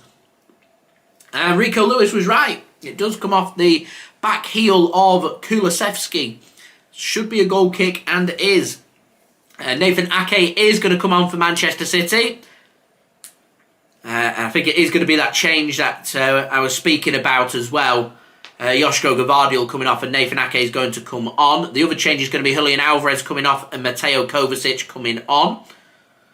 Fresh legs at the back and in midfield for Manchester City. And in response, Tottenham are going to make their own change. Just back from injury is Richarlison. The Brazilian international coming on for Tottenham Hotspur. And it's Bissouma that comes off. And Richarlison, so a midfielder comes off in Bissouma and Richarlison, an attacker, comes on.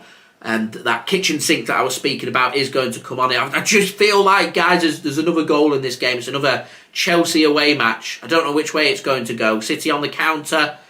Spurs going to throw caution to the wind and find that equaliser. I don't know. I just feel like there's another goal in this game. Hopefully for City. Grealish finds Erling Haaland. Here's Rico Lewis now. He's got an overlap of Bernardo. Use the overlap. Bernardo. Cross comes in. And there's too much on it. And it's out for a goal kick here. 2.5 minutes remaining.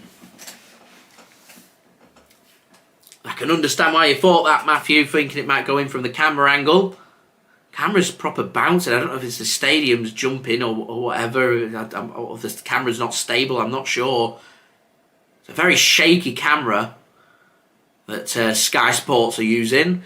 Anyway, here's Kyle Walker. Fancies himself in a foot race there against Brennan Johnson and does win that foot race and drives City forward into the Tottenham Hotspur half, and if City are going to see this one out, that is the best place for us to go and do so, as we're now 29 likes away from 100 likes. Don't forget to leave a thumbs up, subscribe if you're new around here, press that red button, press the bell, and put your push notifications on. Ball sent long by Manchester City, won really well in the air there by Emerson, up against Erling Haaland. Man City can win the ball back though. Akanji finds Bernardo Silva, he looks to try and flick a ball forward.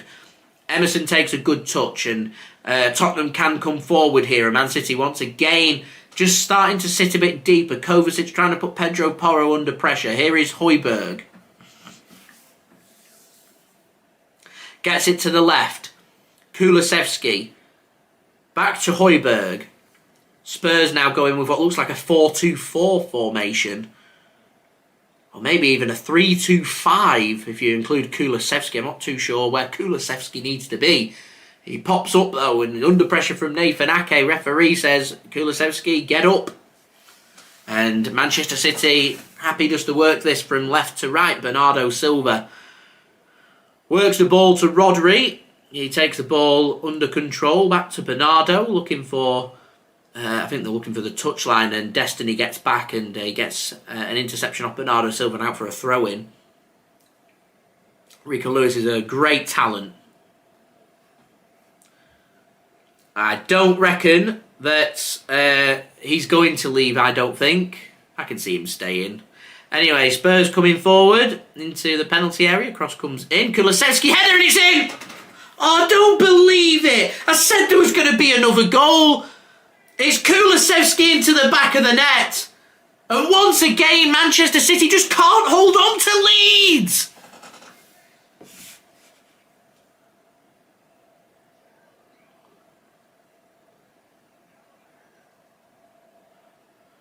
It's the 90th minute. Why has he got a 3-header? I'm just holding off for offside. And he's just perfectly not offside. And City are just all over the place. Nathan Ake this time. I mean, it's a good header.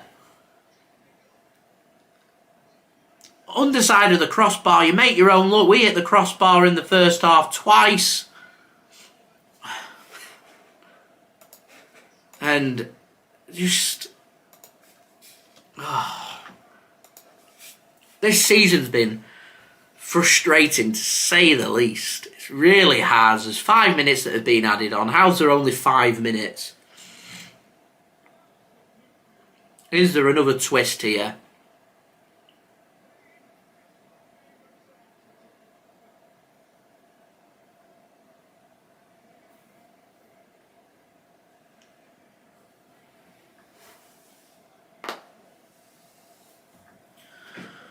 Four minutes then. This draw really doesn't do either side any favours here. Kyle Walker works it into Kovacic, and his pass isn't good. Finds nobody, and Spurs can come forward again here, but cut off really well by Nathan Ake. And here's Ruben Dias then to Kovacic. Drives forward, Jack Grealish. What are City made of? What are City made of? That'll be a free kick. The yellow card is out. Kulusevski it is that's sent into the book.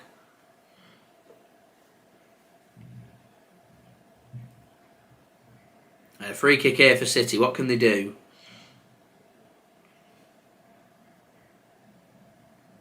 In a game that Man City had numerous opportunities to kill off in the first half, they haven't.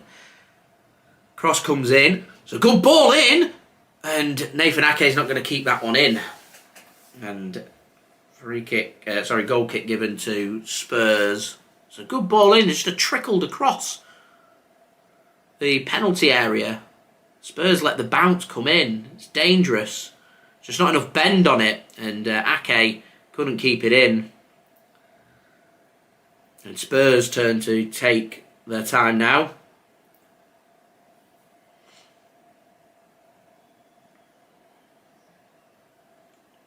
And this Manchester City season in these 4 difficult games that we had. Chelsea away, Liverpool at home, Spurs at home, Aston Villa away. I looked at it and I said last season, 10 points we picked up from them games. Them 10 points crucial in us winning the Premier League. At the moment, we're on course for just 3 from 3. It's all great and fine staying unbeaten. It's good scoring some goals, but defensively, 4 against Chelsea, 1 against Liverpool, 2 against Leipzig, 3 here. Something's not right. Something is not right. And Villa away as well. I don't think it's going to get any better. Spurs come forward. Can they win it? Kulusevski, cross comes in. And it's a poor pass. Can City come forward? Haaland takes a great touch.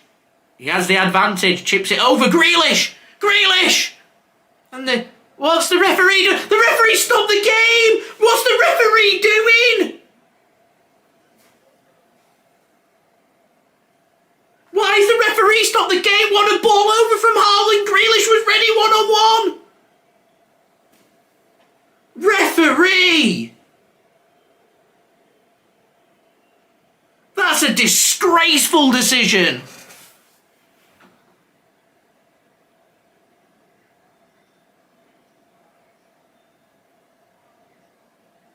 So foul comes in on Haaland. He plays the advantage. And then plays the ball over and then deliberately blows his whistle. What is this?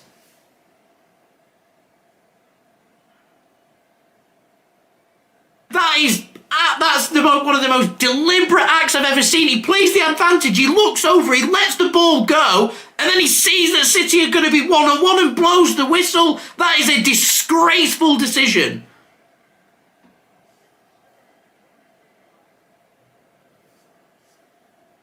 Disgraceful.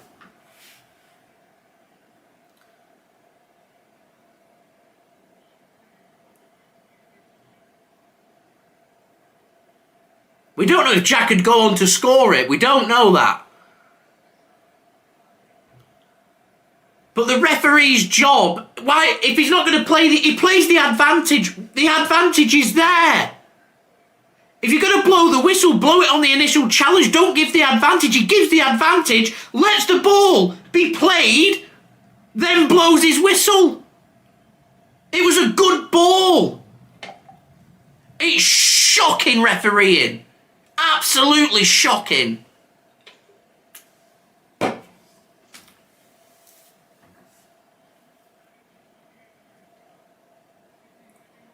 Are we going to get an apology?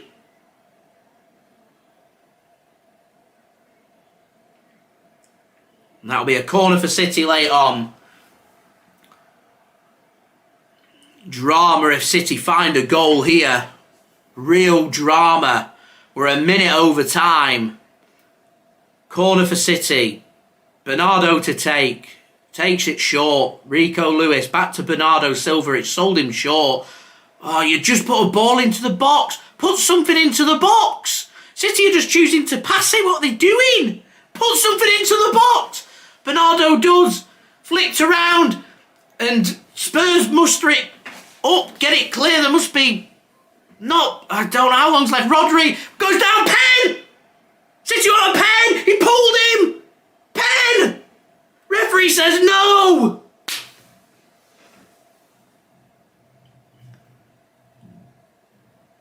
Referee says goal kick and that'll be the game. Let's have a look at this. He's all over him! His arm's on his shoulder! Oh, what on earth?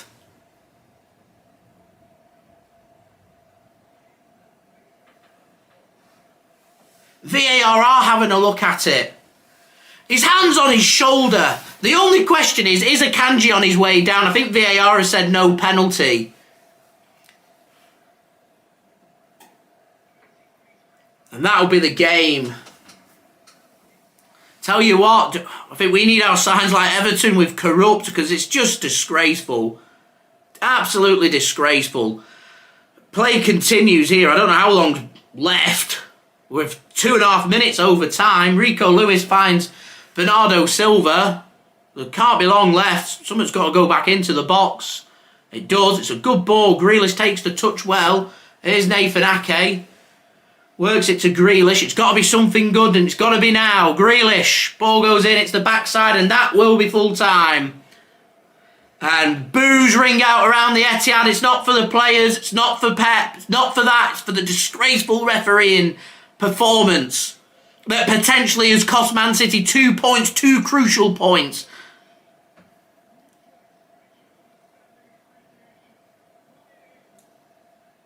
City feel robbed.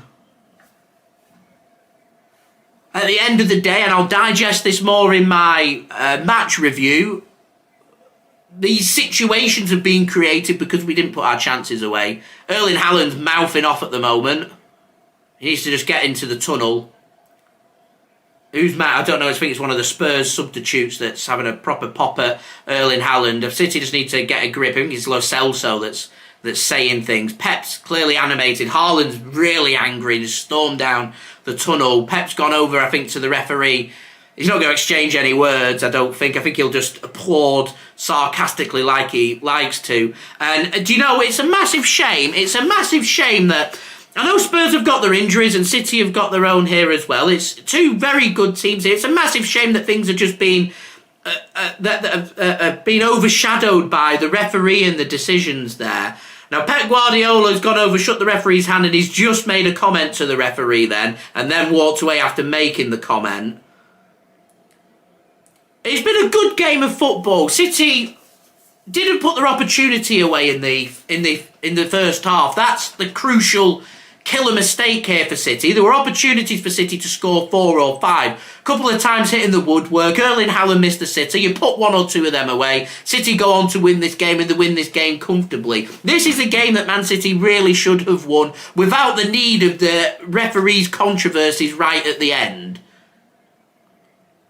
And we haven't managed to do so. And what I don't want to happen here is these refereeing decisions overshadow what has happened from this game. Because we face Aston Villa on Wednesday night. In 3 days' time, we face one of the best teams at home at Villa Park.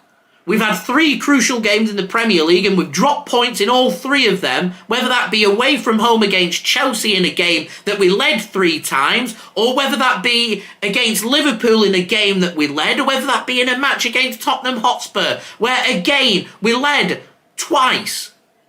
We cannot hold on to leads, we cannot defend to save our lives. We aren't putting our opportunities away, but we shouldn't need to score 4 goals here at the Etihad to beat Tottenham Hotspur. We shouldn't need to score 5 goals to be able to beat Chelsea. We should be able to hold on to what we had. We couldn't do it last week. We couldn't do it 2 weeks before that. We couldn't do it again today. It concerns me. It really does. Advantage Liverpool, advantage Arsenal. And they're the 2 teams ahead of us, 2 teams that we've now dropped points against. Spurs sitting just behind us. Drop points against them. There's another team sneaking behind us, Aston Villa, and we face them on Wednesday. Drop points there again. All of a sudden, City making hard work for themselves. It's so important, this schedule. So important. By the end of December, we're within touching distance at the top. If that gap at Arsenal is at 7 to 10 points, we're going to struggle to overturn that. Don't forget, second half of the season, we've got trips to Spurs Stadium. We've got trips to Anfield. Not happy hunting grounds for City. These matches at home are crucial. You cannot afford to be dropping too many points. You can afford the odd result. It's not the odd result now. It's the last 3 games.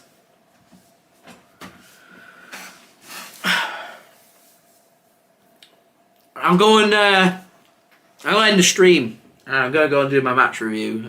Probably take a couple of minutes just to gather my thoughts on that one. Thanks for watching. We'll be back again Wednesday. City taking on Aston Villa away.